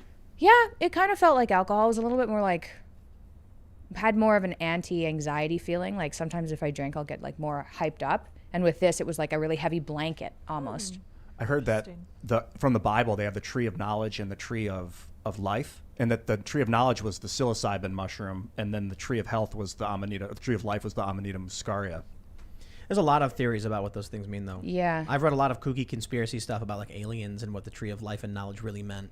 You know, the spiraling serpents represents DNA and stuff like that. Jeez. I think a lot of people just try and look for hidden meanings in what may just be a very simple thing. It's like the tree of knowledge is a book. You know what I mean? Womp womp. Yeah. Sorry. Maybe. I was thinking last night how ancient, like the Egyptians, do you think that they were like going into trances, like psychedelic trances, and really seeing like shapes and patterns? Bro, you know why DMT is so fascinating, and why there's a meme about Joe Rogan asking people if they've ever tried DMT, and why now we have Ian who asks people if they've tried DMT? Have you smoked Because DMT? I haven't. I really, Me too. really want to. Yeah, let's go. Because Okay. you have these stories about people having shared experiences without communicating, and that to me is like potential evidence of something beyond your mind, Oh yeah. right? So there was one story I was watching, I think it was on Vice, and they were saying there was a guy who had done DMT, and there was a woman that he had met and whenever he would trip, he would see the same in the same place. He would see the Purple. same. Okay. Yeah, the purple lady. I have comments on this. And then this other guy who took DMT said he met a purple lady who was Shane. friends with you. Shane Moss. Is that who did it? Who said Yeah, I had him talked on my about it? podcast. We Oh, talked about this cool. Yeah. exactly. Shane Moss. He did DMT a whole bunch of times. Went to outer space. Met this purple lady, and then he got his friend to do DMT. And while he was high, he said, "Hey, the people here know you. Oh yeah, there's this purple lady. She says she knows you." And Shane was like sober and was like, "What the fuck?" And then did DMT like 300 more times. seriously, 300 times after that. But I got in touch with Shane because I did 5.5 grams of mushrooms, went to outer space, and I saw a purple goddess lady. Purple. Yeah, and I started talking about it on Instagram. This person, I was like, I've seen a goddess, full on, 100% sure there's a goddess out there. I'm a pretty level-headed person, even though I'm on all meat diet. Yeah, I was like, purple, and I saw her on 2 different drugs: psilocybin, high-dose psilocybin, and ACO DMT, which is not DMT. It's pretty much just like a chemical version of psilocybin. So I saw 2 different drugs, exactly the same hallucination. And I was like, what the fuck is that? So I started talking about it on Instagram, and someone got in touch and was like, Shane Moss. He saw the purple lady, and I went to his profile, and someone had drawn her, and it was exactly the same thing I'd seen. Dude. Yeah, twice. And I was just like, this is crazy. insane. Yeah, and so he had lots of people see this purple lady, and they have the same experience. It's this purple lady. They're filled with a sense of calm, which is exactly what happened to me. I was in like a scary situation. I was worried about my dad. He was really sick. And she just like filled me with a sense of calm and like things are going to be okay. That's the same report from like thousands and thousands of people on DMT, psilocybin, ACO DMT with this purple lady. You know, it'd be funny. It's like your perception of her is that she was a goddess, but it turns out it's just like the bus driver of the tripping world. So everybody who's going there just like sees the bus driver, and she's like, It was "Come at on in." it was kind of at the beginning of the trip too, wasn't see? it? There Oh, you yeah. Yeah. Look at that. I wonder if it's purple because of ultraviolet light. That it's like a low frequency light that's coming through. Here's one of the things I was thinking. So we had, Michael Malice, and we had Alex Jones. They were talking about a lot of this stuff, like the machine elves and things like this. And the interesting thing is there are these stories where like people will all trip and then explain the same independently. They'll be separated, and then it's what happened, and they'll all say like we saw similar things. I'm wondering like, could it be if we all have similar source code? You know, I'm using a metaphor for like what makes our brains work. That when you're taking these things, what you're really just seeing is your own code. And of course, we have similar code because we're all people. So when people are like, I saw this, it's like, right, when you look at the source code of programs, you'll see very similar lines. And sometimes many programs have the exact same line of code that does a certain function. So everyone's seeing that. And then it's like, wow, we all saw the same thing. That must mean there's something I've thought out that, there. yeah. And maybe it's not. Maybe we're just all humans and we all share that. You know what I mean? I've thought that too, because there are a lot of like, if you do high dose like psychedelics, you see a lot of like snake-like things, and there are a lot of like DNA structures. You see those pieces of art that they literally look like DNA. So it's like maybe we're not going to outer space. Maybe we're going inner space Right, yeah. and seeing things. But when you're in that trip and you see those things, like I saw that woman, and they were like 6 months apart on 2 different drugs, and I was like, no, that was real. And I mean, that's the kind of experience you have, and you can try and boil it down to science, but it seriously felt like there's a purple lady out there. You know, there's like the great question why, what is, all that stuff. And a lot of people have faith. They say, I've studied and I believe these things to be true, and I know what I can expect. And I think it's so hard to know. I mean, it's impossible to know. Yeah. That's why it's called faith. But when I hear stories about, DMT and stuff, that to me is like, we got to pull that thread. Yeah. We got to do what's that experiment we were talking about a while ago? Extended state DMT. Yeah. You were talking about that, Ian? They're taking people in, I think it's in England, and they're putting them in laboratories and then keeping them on like a DMT drip for, I don't know how long, but days at a time. Ooh. Because it'll only... How is that? That's passed an ethics board? I don't know. Yeah, as far as I know, yeah. I don't know much about it. Okay, if you take... People aren't very aware of this because they're like, oh, you take ayahuasca and that's like a really intense drug. But ayahuasca doesn't last very long, and when you go to those retreats, you take it multiple times because it wears off. Taking high-dose mushrooms... Like if you take like 6, if you're me and you take like 5.5 grams, or if you're somebody bigger, you take more, that'll give you a similar hallucinogenic experience as something like DMT. Like I couldn't see, I went to outer space, but it lasts for like 6 hours. Oh. Ooh. Yeah, it was wild. I remember when I first heard of DMT is when I was like 18 or whatever, and they were telling me the story about a guy who claimed that after he took it, he like lived a full life. Yeah, because of the time dilation. Yeah, he was like, it was 40 years. I had kids, I had a wife, and they came to all disoriented and confused, like, where am I? Like, whoa, I've heard of that, yeah. Like Roy and Rick and Morty. Yeah, that game. Yeah. You think he actually experienced someone else's life, or was it like this is what imagination? But is that real? That's probably real. Also. What I was told by at the time, and this is probably this is one of the first things I heard about it. They said, when you die, your brain, your glands or whatever, releases a high dose of DMT. And so then my other friend was just like, what if when you die, you get sent into an inner universe through the DMT release into your brain, and then you live a full other life? What if that's what this is? But check it out. Whoa. Check it out. Hold on. So here you are in this life, right? You're 70 years old, and you die in your sleep. Your brain releases DMT, which then, like Inception, sends you to another universe where time on your bed is like slowed down, and now you live 70 years. But in that life, you die again, DMT is released in your brain, and you go to another deeper level like Inception. Yes. And one day, it's all going to snap back, and then you're going to go back to your original life, and that's the You're just going to wake up and scream? No, you die in your sleep. Okay, you die before you wake up. Well, yeah, no, like you die, and then the DMT gets released, and then it sends you to a new life. Well, that's what these extended state DMT experiments are kind of looking for. Is they're trying to mimic that state. They're trying to keep people there with, I think it's like low dose DMT too. I don't think they're giving them the mega dose. I don't know. And then they want to see like, what's it like when you're in there? Is it like that? Are you experiencing other lifetimes? Is it? Jesus, extended, like when I did the high dose shrooms, it felt like years in there. I had so many different visions. Yeah, it was crazy. So I can't believe that they're allowed to do that. Because I know even this guy, Shane, he was like, yeah, I did it 300 times. I ended up in a psych ward. Oh, yeah. Whoa, yeah, he talks about it. Yeah, he ended up in a lot. psych ward, and he said that he kept going to visit these aliens and this purple woman, and the purple woman was his girlfriend. So it got to that, and eventually the aliens were saying, I want to come back to Shane's world. Like, you keep coming here, I want to come back. And he was like, oh, fuck, I can't bring you back. You guys are like, you're aliens. I can't bring you back. And like, no one's believing me anyway, because they were like, don't talk about us down there. And it was so real, and he did it so many times, even though it was very short lasted. Why not bring him back? That he ended up getting paranoid about it and ended up in a psych ward. Why not just be like, come on back, I guess, whatever. He didn't. He was just like, that's not going to be good for Earth. Can't do it, yeah. Can't bring you guys here. You're I don't know. aliens. Shane.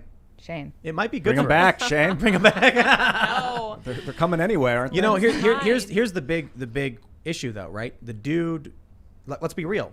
He did a bunch of drugs, a lot. And he ended up in a psych ward. But calling DMT a drug is a little disingenuous because your body makes it. It is a drug. It's a yeah, chemical. but your body It's makes a chemical. Your body has like endogenous opiates as well and things. It's still a drug. I guess defining the word drug is a little confusing because sugar, I would call it a drug, but they call it a food, but they're just a chemical structure.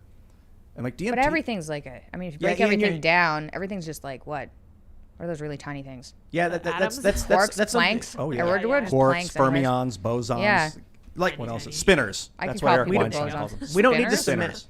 Yeah, we don't need the semantics. You know what I mean? Like if someone's trying to convey an idea, then we understand that idea. If you want to get specific, you can get specific. But like Well, it's not a drug because of this, but they'll it be like, is. I it don't is do a drug. drugs, and they'll be sucking on a Coca-Cola, and I'm like, dude, yes you do. You're drinking sugar right now. That's a drug. Coke, Don't caffeine offend in me it. if I use Hey, Ian, THC. caffeine is a psychoactive stimulant. Yes. And it's But in But I'm like, talking about drug. sugar, which they call a food. It's not- It's a sugar- drug. sugar's It's not a- super like agitative and addictive. Sugar's not a drug. According legally, it's not a drug. But that's I'm the saying thing about like the you're word arguing drug. semantics. I understand what you mean semantically when you say sugar's a drug. It's addictive, and it makes people erratic and things like that and hyper. But caffeine literally impacts your brain, blocking receptors, stimulating your muscles and things like that. Is a psychoactive stimulant. Yeah. So But- people are like, I don't do drugs, and they're smoking and drinking a Coke. It's like yeah. you're doing a lot right now, actually. Yeah. Geez, I don't know. So DMT, I think we should kind of liberate that chemical. Psilocybin, I'm interested in. But too. we don't know what happens when you stay in those states for extended periods of time. Like even like mushrooms, if you do one of those high doses, like it lasts, it wears off, and you can continue doing it, but you don't get the same kind of experience, right? And I've done a lot of hallucinogens, and I've noticed if I space them closely together, the trips they'll change and it'll get worse. And I think it's some sort of sign like don't do these too frequently. Like be careful with your body. So now I space it out because it affects the trip. So I think putting people into an extended state of a DMT high when it only lasts a certain number of minutes is super dangerous. I mean, some playing people, with some people fire, got for to go sure. to Yeah, space. it's you know what I mean? careful. Yeah, but for that long, like I don't know. Some people What we would need to do careful. is we would need to go to the exact same place where you or Shane did their trip with the Purple Lady. Take someone who doesn't speak English from a country with totally different cultural norms And see. and then give them a similar dose and see if they could describe anything similar. Because if they did, that would be trippy. I saw trolls and the Purple Lady on both the trips that I saw the Purple Lady. Trolls and the Purple what do Lady. the trolls look like? Like short and like kind of greenish and with pointy ears and like ugly, super ugly. So do you think that a lot of like our fairy tale figures and some of that stuff from history that like the Brothers Grimm wrote about was maybe the result of some kind of drug trip? Because to me that seems to make sense. I don't know. I feel I have no idea. I mean, it's possible. It's like psychedelics have been around in tons of civilizations. So yeah, trolls. Yeah. Maybe it's the trolls Yeah. I saw. Purple Lady? But the Purple Lady isn't like rampant in Disney or anything. Not yet. Maleficent. We gotta write this woman into a Maleficent. script. Yes. The Purple Lady. But she's bad. Yeah, this was a good Purple Lady. Interesting. I think you might be right, Lydia. Like a lot of Pearl Jam's music was induced by drugs. A Oh, lot of for like sure. A lot of religion music, comes from yeah. drugs too. I don't know about that. Seeing God and a lot of that. They just didn't write about it. The Bible took all mention of drugs out. Yeah. I think it's because it does make you like question society and power structures. Jesus himself questioned society and power structure. I don't think that they had an issue with that. I think that if there is no mention of drugs, it's possible that that wasn't really a thing. Now, Revelation, people really don't understand what's going on there. I don't know about that. What like, is it? there's a lot going on. Crazy stuff in there. Dad wants to write a book on Revelation. I want him to for sure. Yeah, that's Yes. coming. Cool. That's That'd coming. Be great. What is gonna be the illustrated. What's the crux of Revelation? I can't get into Crazy it. towns. I'm yeah. not- Revelation? Yeah. Like the end of days? Oh. Yeah. Is that it, right? The pale The mark of the horse. beast? Yeah. Mhm. Yeah.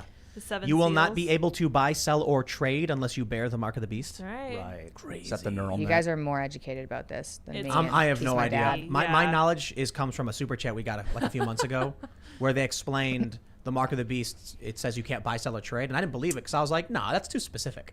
Oh, no, yeah. No, That's yeah, our- and then I read it. I pulled it up. I was like, whoa, that's That's great. our audience. They're awesome. Anyway, how Wow. about we ask our audience by going to the super chats? Yes, So if you haven't time. already, smash that like button. Become a member at timcast.com for the exclusive members only segment, which will be coming up after the show. And we have a first super chat, which I want to read. So again, smash that like button. And Archangel762 says, please talk about the update to the James Younger case. Absolute freaking tragedy. We will in the bonus segment because that one is spicy for YouTube. Yeah. All right. Let's see. Atak Fuji says, marry me, Mikhaila. That's nice. That's nice. Axel Thunderpaw says, Peterson's books saved me from my lowest points and helped me develop character. I have nothing but respect for the Peterson family, the struggles they've endured, and I just want to say thank you. Aw, thanks, man. Your mom's the unsung hero. Yeah. That's hard times. I don't know her. Yeah. Ooh, seems like it. I'm trying to do the math. I'm like, oh yeah, she's the generator. Here's a good one, the generator. Max Stahl says, Habibis, today is a good day. Tim, you often say that left libertarianism can't scale up. Isn't libertarianism inherently right-wing? I consider many libertarians to be moderate liberals in denial. It is not inherently right-wing. Big L libertarianism, like the Libertarian Party, is a more right-wing ideology and closer to ANCAP. But you can be libertarian in that you don't adhere to a strict authority. You cooperate with it's like this. On the political compass, you have left, which is cooperative markets, and right, which is competitive markets. So a left libertarian would be like, Ian, let's have an agreement. I'll mow the lawn and you wash the dishes. Deal. No money exchanged at all. It's really easy to do when it's just me and Ian. But you add 10 people and now it's like, okay, who's doing what? You're trying to manage it. Okay, how about, Mikhaila, you manage what everyone's doing, but everyone has to agree to it. There's no competition. There's no exchange of goods. It's just we all agree to work together. It doesn't scale up very well. You get past 100 people and now no one knows who's doing what. And people get confused. And so they invented money. And then you get right libertarianism, where it's like, okay, I'll just give you this universal trade medium to exchange the labor that we're all doing. So that's why left libertarianism doesn't scale very well. All right. Lisby says, love you, Mikhaila. Huge fan. Thanks for sneaking down to the States. I didn't even have to sneak. Like, people don't know, but I think you can't drive over the border. This is really stupid. But you can't drive over the border, but you can fly, and people don't bug you because the border is full of Americans, and they're like, we don't care. And you do. It's getting back is still a bit iffy, but I've had COVID, so I don't have to quarantine. Thank you, anyway. Oh. Little Tails Farm says, great news. All 12 of our I Am Samani eggs are fertile and growing nicely in the incubator. It means Tim will get some eggs in the future when they begin to lay. Little Tails Farm YouTube channel. Cool. That would be fantastic. So we unfortunately lost some of the eggs in the incubator because we had I think we had 2 rotten eggs. And so, yeah, and it was getting really bad. Yeah. And so I pulled a bunch of the eggs out. I think they were bad. So we have, I think, 6 now that are growing. So that's so cool. 6 babies. That's neat, so right? cool. Did you see him? He has a I didn't see flashlight. the He can show you eggs. like the blood vessels. You take a little flashlight. I want want to see the eggs, yeah. And you can see them move too. They like really? in the eggs. Yeah. Oh yeah, I want to see that. Yeah. Yep. All right, let's see. Where are we at? A lot of people are saying, let's get the Tappan Z back now. Yes, because Cuomo is out. All right. Bogdanov says, Tim and team, please get Louis Rossman, Right to Repair guy, on your show. He said he has tried to contact you multiple times, but no response.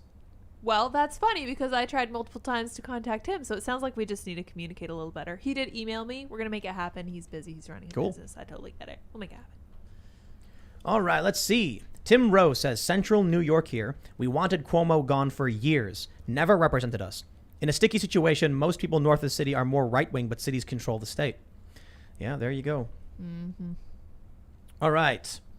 Maltzy says, hello, Mikhaila. What is your dad's philosophical view on neutering pets or having pets? Do you think they have aspirations to have children like us?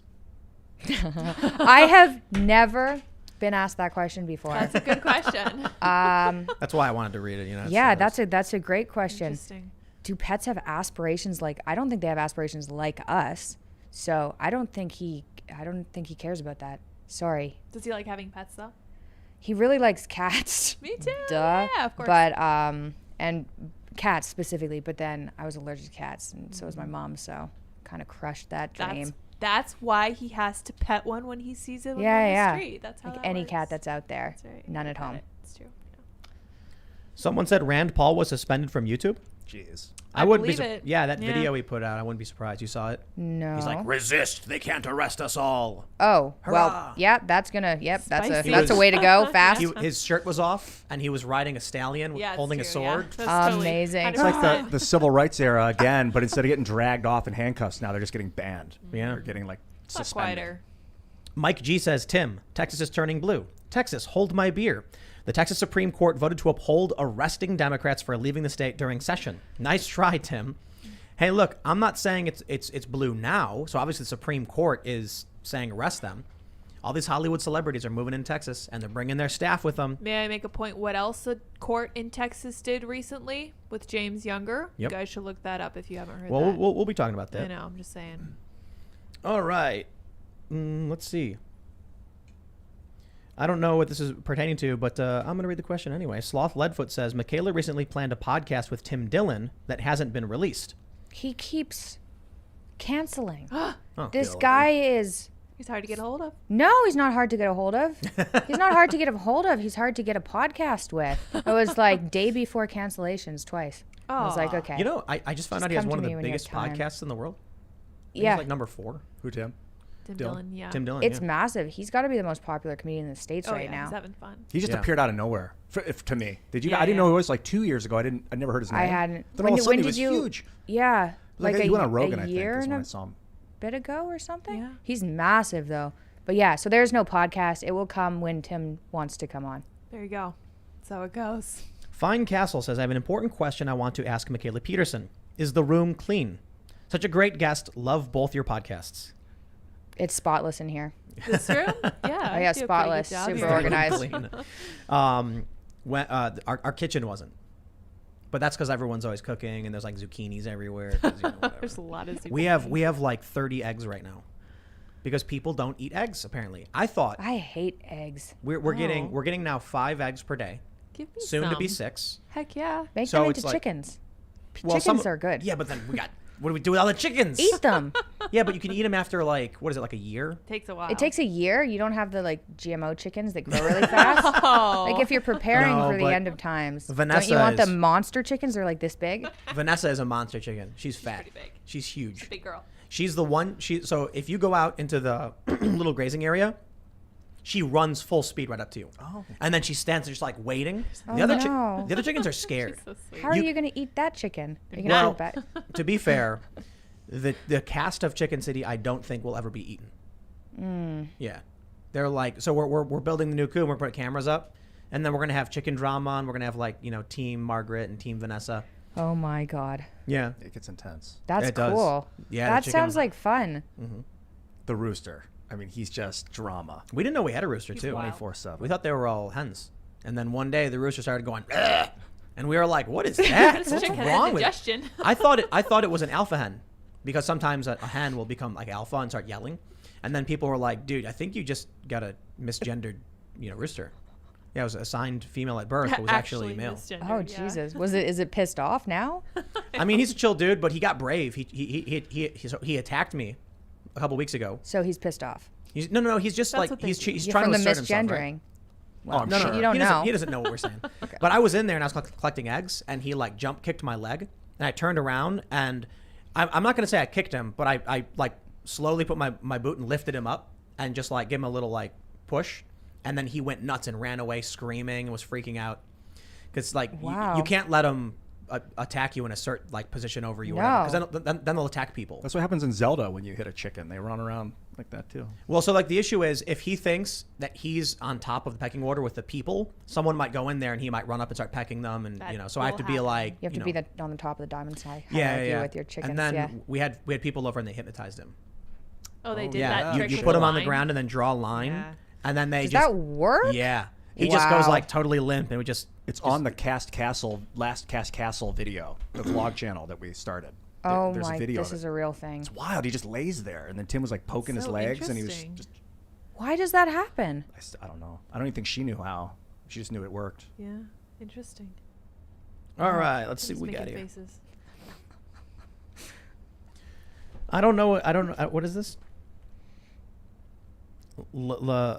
Legema Thigayan, I think I'm pronouncing that right, says, I am a proud Zilquaxan, member of the Zilquax gender. I use Zilks and Squilks pronouns. That means I'm allowed to put my hand on anyone's waist, even though I'm hideously ugly, and resemble a chimpanzee full of snakes. Excellent super There you chat. go. Well done. Chimpanzee Thank full of you. snakes. Yeah.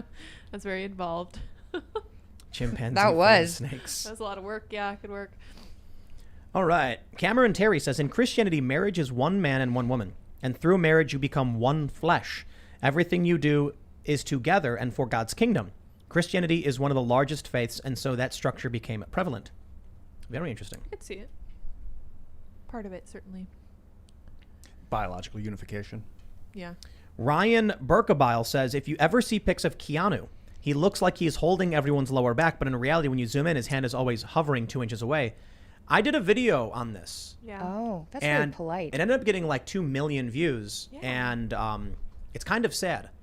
That I get it; it's polite, but like I take pictures of people. We put our hands over our shoulders, or people will put Yeah, their, we took pictures like that earlier. I mean, yeah, people are like, hey, and it's not like a sexual thing, but Keanu is being smart. Well, yeah, but does anyone care if Keanu puts his like hand on your You can never like, be back? too careful. Does it? Or is like, Is this you know, Keanu Reeves? yes. Okay, so like. But think about the threat of accusations from, he meets a fan. He doesn't know how Do you old think she that's? is. I've heard he's super polite. Like he still takes the He's subway cool. and Nice, things. yeah. Like I bet that you think that's because he's concerned about accusations. Because I would assume that he's just like uber polite. I wouldn't say that he's sitting there going like, oh no, what if someone accuses me? He's saying like, oh no, what if I make someone mad by touching them? So like politeness, right? But it's a sign of, we hear all these stories where it's like you cross the line by, you know, you put your hand on someone's shoulder and took a picture with them. So he's like, his hand is hovering. I'm like, look, what if he was at an event and he's leaving and a young woman comes up and she's like, hey, and she comes up with him and she puts her arm around him and he grabs her and turns out she's, you know, 16 or something. And then they're like, oh no, look at this improper. So he's just like, I'm not touching you. You know what I mean? Yeah. Yeah, that's fair. I mean, I guess he's a gentleman. Keanu's great. Old fashioned. Yeah. All right, let's see what we got.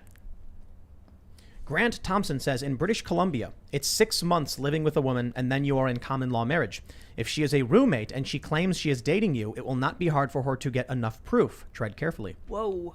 6? Really? Wow. I thought it was 2 years. I'll look that up. Yeah, 6 months? Yeah, that Like a seems... trap. That Yeah. seems crazy. I thought it was 2 years maybe in BC or 3 years in Ontario or something. 6 months. All right, Elizabeth Carmela Comedian says, hi, Tim and gang. I watch you guys every night with my son, Orion. He's 9 and autistic.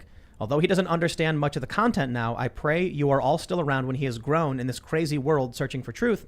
Can you give him a shout out? Orion. Blow his brains. You rock, brother. Yeah. What up, Orion? Thanks for Consolation. watching the show. Yeah, what's up, Orion? Yeah. Keep it real. Be nice to your mom, too. She's cool. Yeah. Turk Longwell says, Tim, you're so hyperbolic. It's only politics. We need to smile, be positive, rejoice, pray, be kind. Oh, yeah, there. I can't say that one. Oh no. He is making a point about Electric Dreams where they say in the show, kill all others. I'm not going to read it directly in the line because, you know, YouTube, but then he says, fix climate, fix schools. You should really see it. Electric Dreams? There's a show called Electric Dreams on Amazon, and the last episode is about a politician who says, kill all others. And then when this guy is like, what was that? Like, why are you advocating for violence? People are like, why are you mad? Are you an other? Like, who cares? Oh my and God. so then everyone around him is like, he must be another. And it's like, no, I'm just saying we shouldn't say these things. It's dangerous. And then eventually, That you sounds stressful. dude, it was a good episode. I was impressed by it. Okay. Because I'm like, okay. it's literally the media saying fascist and alt-right. They just say alt-right. And then if you're like, hey man, you shouldn't accuse. Then you're like, part of them. then all of a sudden you are. True. It's Yep. so true. Yep. Huh. That's the creepy game they play. Electric Dreams. Silverin Soul says, I'm in a poly relationship, and although mine is pretty healthy, I can confirm that most of the poly relationships I've seen are toxic and drama-filled. Many poly people act like they're somehow superior when they're really just hedonistic children. Interesting. How is he not no offense to him, but why is he not a hedonistic child? I don't know. Give us the follow-up. I want to know that, too. Yeah. Daniel Welch says, Mikhaila, how big of a lurking monster do you think autoimmune is? We keep drifting further from an evolutionary appropriate diet, and once triggered, the immune system can attack almost anything. Thank you for all your hard work. What was the first part of the question? How big of a lurking monster do you think autoimmune is? Well, huge. I mean, 1 in 5 people have a diagnosis, and it takes forever to get diagnosed. So I assume that it's more than 1 in 5 people who actually have one. I think it's a huge problem. I think like the health state of North America is so catastrophic. If you go to other places, like you go to Serbia or Croatia, people there look like a different species from certain areas in the States here. So yes, a huge lurking monster. That's why I'm talking about it. Otherwise, I talk about fun things. Like psychedelics. Yeah, Yeah. exactly. Like just Purple Lady. 2 hours. Purple Yeah, Lady. just me being like, all right, this is fucked. Yeah. Aaron Sondag says, I love your show and know you have cats. Unfortunately, we just had to put our cat Casper down not even 30 minutes ago. Please send prayers that he is in a better place and no longer in pain. He is. Sorry to hear it, man. Very Yeah. sorry. That's sad. Spartan Actual says, as an outcast who was bullied in school, as soon as I stood up to the biggest of them, they left me alone. Still was an outcast, but no one messed with me. But yes, if you can get out of a fight, then you should. I still Right think on. you should just go after it. It's simpler, more direct. I went the trying to make him laugh route, but I still Oh, yeah. harbored resentment. I don't know if that'll ever Well, stop, ever go away. Well, more psychedelics. DMT, maybe that's the answer. That's the answer. Microdosing. Do you do microdosing? Yeah, I tried microdosing. I didn't really like it. I microdosed for a while. It was like honestly, for shrooms, anything below 3 makes me kind of uncomfortable. So I do like massive doses or nothing at all. Interesting. All right. Trash Panda says, a lion doesn't concern himself with the opinions of sheep. Tywin Lannister. There you go. That's some good writing. Michelle B says, hi, Tim. Wanted to shout out Jordan's Deli in Falling Waters, West Virginia, not far from you. They provide employment to people with disabilities. Check out Facebook page and stop by and try the best sandwiches in the West Virginia Eastern Panhandle. Ooh, that sounds pretty good. I am going to go there. Jordan's Deli. That sounds We'll awesome. definitely check that out. Maybe we'll do a big order and get everybody in the crew some lunch. Nice. Yeah, we could do that tomorrow. That'd be fun. Isaac Desmero says, glad you went carnivore and feel better. Thank you. Me too. All right. Sock Puppet Joe says, can you eat fish or seafood? So after 2.5 years, I reintroduced fish, and I get autoimmune symptoms from farmed salmon, but not from wild salmon. Interesting. For some reason. So I can do wild salmon, but mostly I eat beef and lamb. Those farm salmon live in their own feces, I think. They swim eat around. different things. Like even organic farmed salmon can be fed organic soy. Now, salmon should be eating fish. They're literally carnivorous fish. A lot of them are fed soy. So I don't know why, but I can do a taste test, a blind taste test, and I'll get symptoms from the. What's an example of a Organic. symptom? So generally it takes a little bit of time, but then my joints start hurting. So arthritis, my skin breaks out. I get my rash and mood dip. I'll get insomnia too. I used to have hypersomnia, but now when I have reactions, it's insomnia. So just unpleasant. I'm pretty unpleasant to be around. Joints is the first one. No, insomnia is the first one, and then joints and skin. All right. Quantum K9 says, started the lion diet in March and lost 34 pounds in 6 weeks. Almost 6 months carnivore now, maintained weight. Pre-diabetes reversed, RA symptoms almost completely gone. Thank you, Mikhaila. Love you. Awesome. Yay! Yay. That makes me happy. That's great. cool. Nice. Seth Hauser says, warheads were better if you want something sour. Oh, yeah. No. Warheads Oh were good. God, no! Warheads Those are were hard. weren't those the hard ones? Yeah. Yeah. So Yeah. you can't chew you them. were They're like, too sour. So bitter. That is poor judgment. I agree. Yeah, I Sour like Patch. warheads, but Kids Sour are Patch better, Kids are yeah. legit the best. Yeah. That's what's up. Kyle Holland says, vitamin C's lowest limit tried is 10 grams, and there is 15 grams in 1 pound of red meat. Milligrams. Is it Milligrams. Oh, he put 10 G, but maybe it's milligrams. milligrams. Yeah, 10 so, milligrams. yeah. Yes. Okay, there you go. That seems that I think that's what I've read. That's like in 8 ounces, like 1 serving or something. Seems to be enough to keep me alive and without scurvy. Yeah, you don't have scurvy. Wow, Calvin Fox says, my wife is allergic to corn-based and cane-based sugars. Anything from the grass families. Yeah, but not honey. That's the weird thing. So I can eat a little bit of honey now. I react terribly. I've got terrible like grass allergies and things. So I thought maybe it was there. I couldn't believe it because it doesn't seem to make any sense. But yeah, cane sugar is a huge problem. Do you ever eat Manuka honey? Yeah. That's the stuff. That's like heals wounds and stuff. And it I've tastes heard. amazing. It does. Yeah, they used it at the hospital. Ian ordered all those tubs of honey you saw. Oh, You saw those. Nice. I Yeah, did. And I never was go like, bad. so- Just crystallizes. Yeah, I Yeah. know. And the crystallized version's better. Ooh. I like it It's better. like icing. Yeah, it's It's like really sugar. It interesting. crystallizes into like sugar. Yeah. That's cool. So cool. All right. Hayden says, Mikhaila is the absolute best, and her dry humor is my favorite. Thanks for coming out tonight. Thank you. I'm really glad that you appreciate it. I tried doing dry humor on Instagram, and people were like, "Oh, look what you just said. There's innuendos there." I was like, "That was the joke, dude." Brilliant. People are brilliant. Alexander L. Fret says, Europe was polygamous before the Middle Eastern religion called Christianity spread to the region. Islam allows many wives for who has financial capacity, but mostly monogamous. Royalty had concubines in Asia, not commoners. Interesting.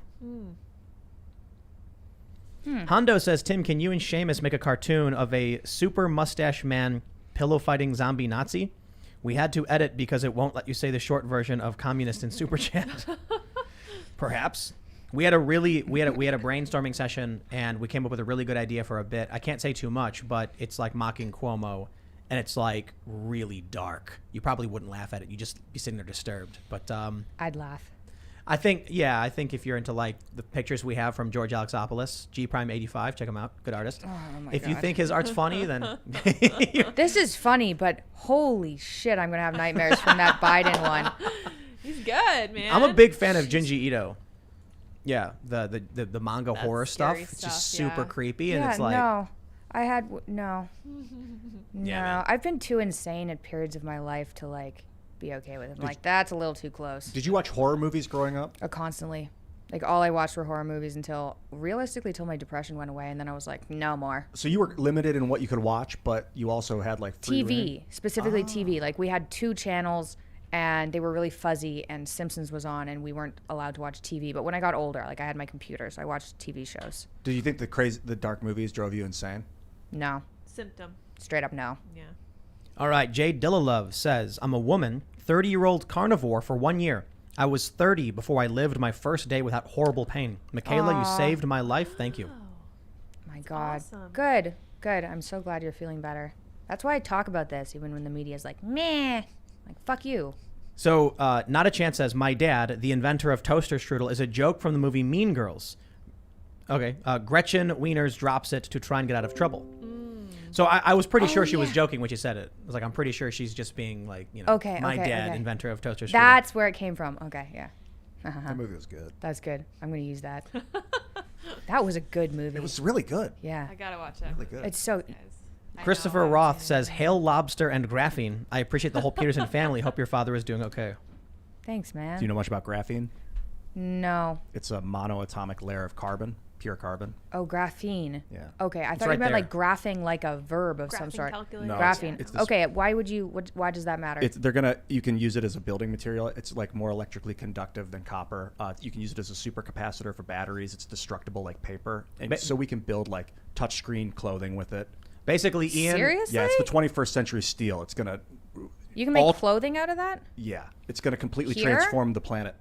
Not here. Well, we're still figuring out how to synthesize it in mass amounts cheaply. But once they figure it out, it's going to revolutionize everything. The steel industry is going to have a lot of resistance, and the copper industry is going to resist it, which they kind of are right now. They're not talking about it. But this is Basically, Ian read an article 10 years ago, and now he wants you to obsessed up about it. ever since. Cool, yeah. It's a cool thing. But I got him a graphene for Christmas. Yeah, Tim hooked me up. It's a little. Oh, little- that's He nice. speaks my love Yeah, language. that's graphene. Yeah. That's Thanks, cool. Tim. I was like, I wonder if I can. But we also bought these graphene batteries. So here's an example of what it can do. You know those little batteries you plug your phone into, is like external batteries. Yeah. They take a long time to charge, so it's like it could have 2 cell phone charges in it, but it takes like 40 minutes. Yeah. They actually can run graphene through it, so the electrical charge goes in and evenly charges everything. So we actually have graphene batteries that can fully charge. I think it's 2.5 full cell phone charges in 15 minutes. You plug it in 15 minutes. The capacity of that can charge your phone 2.5 times. So why isn't it being used? Is it is. expensive? I mean, Like, but it is being used. Like you can literally go on Amazon and buy graphene batteries. It's still why isn't that the norm? because the copper industry is You think? very profitable. Is it and the copper wiring, it will undo copper wiring. Will it really? I don't know. We'll It's use brittle, isn't graphene it? wiring. Well, graphene on its own is brittle, but you can alloy it with stuff. To be honest, I'm not a chemist, but I know some, and I think that's why we're not hearing about it too much. I'm obsessed with this thing. I talk about it as much as I can. All right, let's see. what we got. Graphene. That's right. Look it up. As One We Rise says, there is a huge DMT-inspired music festival August 27th at the original Woodstock in Bethel, New York. Ooh. It's called Mind Church Festival. If anyone is interested in DMT, this is a place to go. Interesting. Ooh, to do it. I see where you're getting at. Okay. Robin W. says, God is absolutely real. I had a near-death experience, and you can believe what you want, but we will answer to our creator in due time. Interesting. Was it a purple lady? I'm curious now. I don't know if the Purple Lady is God. It felt, you know, when I had that trip, it felt like a god. You know, so I'm one of those people that's like, there's a lot of them out there. Maybe there's more than one. Yeah. Interesting. Yeah. I think God is like the cosmic microwave background radiation. Have you seen a radio telescope of it? It's like this web of energy in the universe. I'll show you a picture of it. Yeah, I want to see a picture. Fluxing through seemingly everything. I don't know what I think God is. I'm not sure yet. Maybe after DMT. Yeah. Yes. Absolutely. Blanugawa says, check out JBP's podcast with Brian Murarescu, The Immortality Key, and Professor Carl Ruck about the role psychedelics may have played in people's going from paganism to religion. Would be awesome guests too. Congrats on your health, Mikhaila. Thank you. Yeah, I think most of us heard that story about primates taking mushrooms Yeah. and then And then that's what spurred on their intelligence. yeah. That theory. Yeah. Interesting. That's a pretty good. I like that theory. It's a Yeah. pretty good theory. It's a fun theory. Yeah, it is a fun That theory. one, yeah. Ryan Sternberg says, read Alien Information Theory, Psychedelic Drug Technologies and the Cosmic Game by Dr. Andrew Gallimore. He plus Rick Strassman running extended state experiments. We are at the frontier, people. Ooh, that's cool. Andrew. Yeah. Okay, what was it called? It's called Alien Information Theory, Psychedelic Drug Technologies and the Cosmic Game. Jesus, that's not very catchy. I know, right? Really long. Information The theory. author is PR agent. Andrew Gallimore. Okay, thanks. G-A-L. That's cool. And Rick Strassman are doing the extended state experiments on DMT. Cool. I think he wrote the spirit molecule, right? DMT spirit molecule, Rick Strassman. Possible. I'm not Thanks. sure. And he's the one doing the extended state DMT. That's I the don't one. know. That's what Is that what that said? comment said. He wrote the spirit molecule. double That's the check. same guy, really? I think so. Or maybe. What? Gotta look it up. Laura says, Written that down, Ian, too. you always say ignorant things about the Bible. Why don't you take a Bible study? It's really disgusting having to listen to you spout such BS. Dang. What kind of Bible study? Because I don't like sitting in a classroom Why don't and you talk to Seamus? Oh, that I'm actually, into. yeah. We should do it on air. We should do like just pure deep dive. I love talking about religion. It's fun. Good Me stuff. too. You should definitely talk to Seamus. He's Yeah, very Rick smart. Strassman wrote DMT, the spirit molecule. And is he the one doing the extended DMT? I'm trying to find Yeah, out. that thing. Rick Strassman? I think so, yeah. I'm looking it up. That would surprise me. All right. Kevin Hauser says, yo, Tim et al., y'all are awesome. Would you ask your guest her thoughts on emphatic coupling, how neurons in the brain communicate wirelessly? One love and be transformed by the renewal of your minds.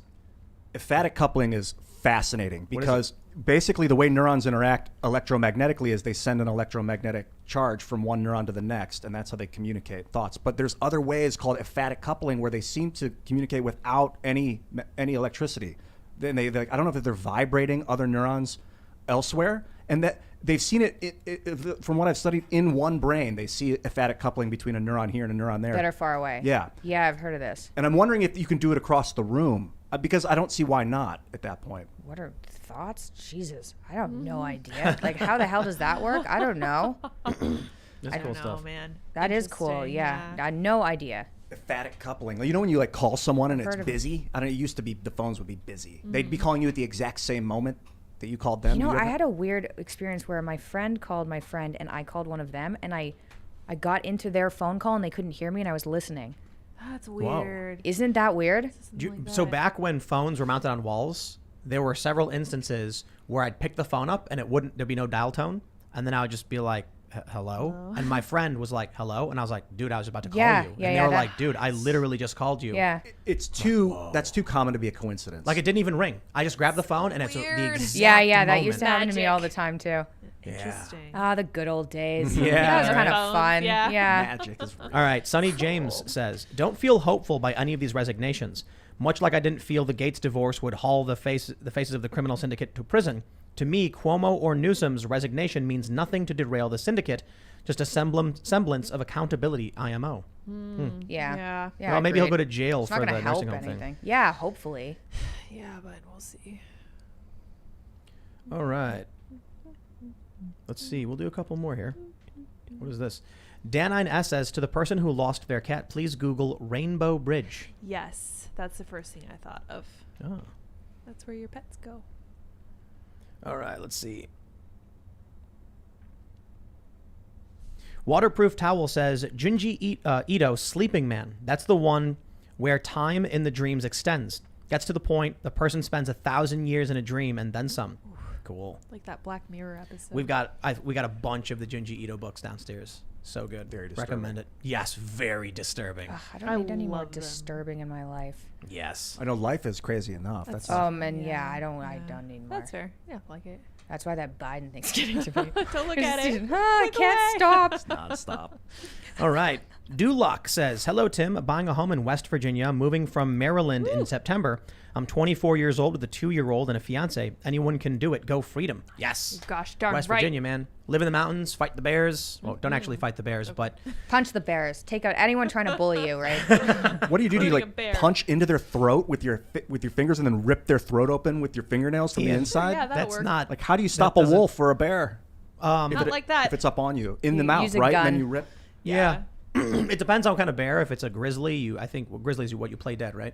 Or is that a black? Oh, one of them you can Black- yell at. You can, black I think bears- black bear. You make a whole bunch of noise. And you have to fight them. Yeah, or if you- just intimidate them or make them. But if they yeah. attack you, you have to fight.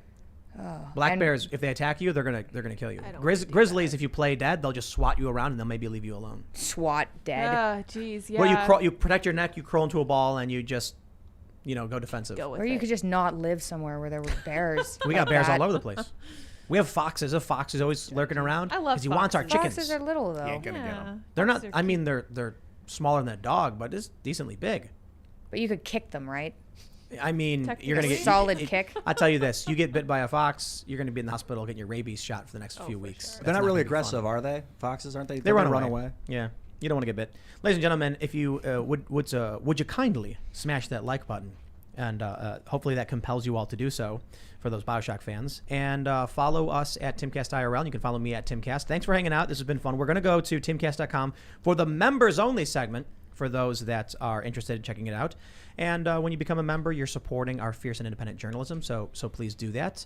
Is there anything you wanted to shout out before we leave the live portion of the show? I don't think so. I think actually, if people are interested, I do want to mention an app. We're building an app. I'm working on an app with my dad called AIM, and it breaks down your life into 8 categories and allows you to identify which parts you're not happy with. So like, health, relationships, work, whatever. There's 8 parts. And then it allows you to make a goal-setting plan to fix those areas of your life. So it's about building resilience. AIM. It's going to be out next year, I hope. Sweet. Awesome. That's awesome. Yeah. Thanks for coming, Michaela. Thanks for having me. That was fun. Yeah, I'll show you the CMBR after this. This is what I think Okay. God is. Hey, bye, everyone. Bye. Ian. Ian Crossland here. We're forgetting to announce ourselves. This show has been really trippy and a lot of fun. I didn't realize that Mikhaila was into all this stuff. It's going to be a fun after show for sure. You guys should all join. You guys can follow me on Twitter at Sour Patch Liz as I continue my goal to have more followers than Sour Patch Kids, much as I love them. Thanks for hanging out, everybody. We will see you all over at timcast.com. Bye, guys.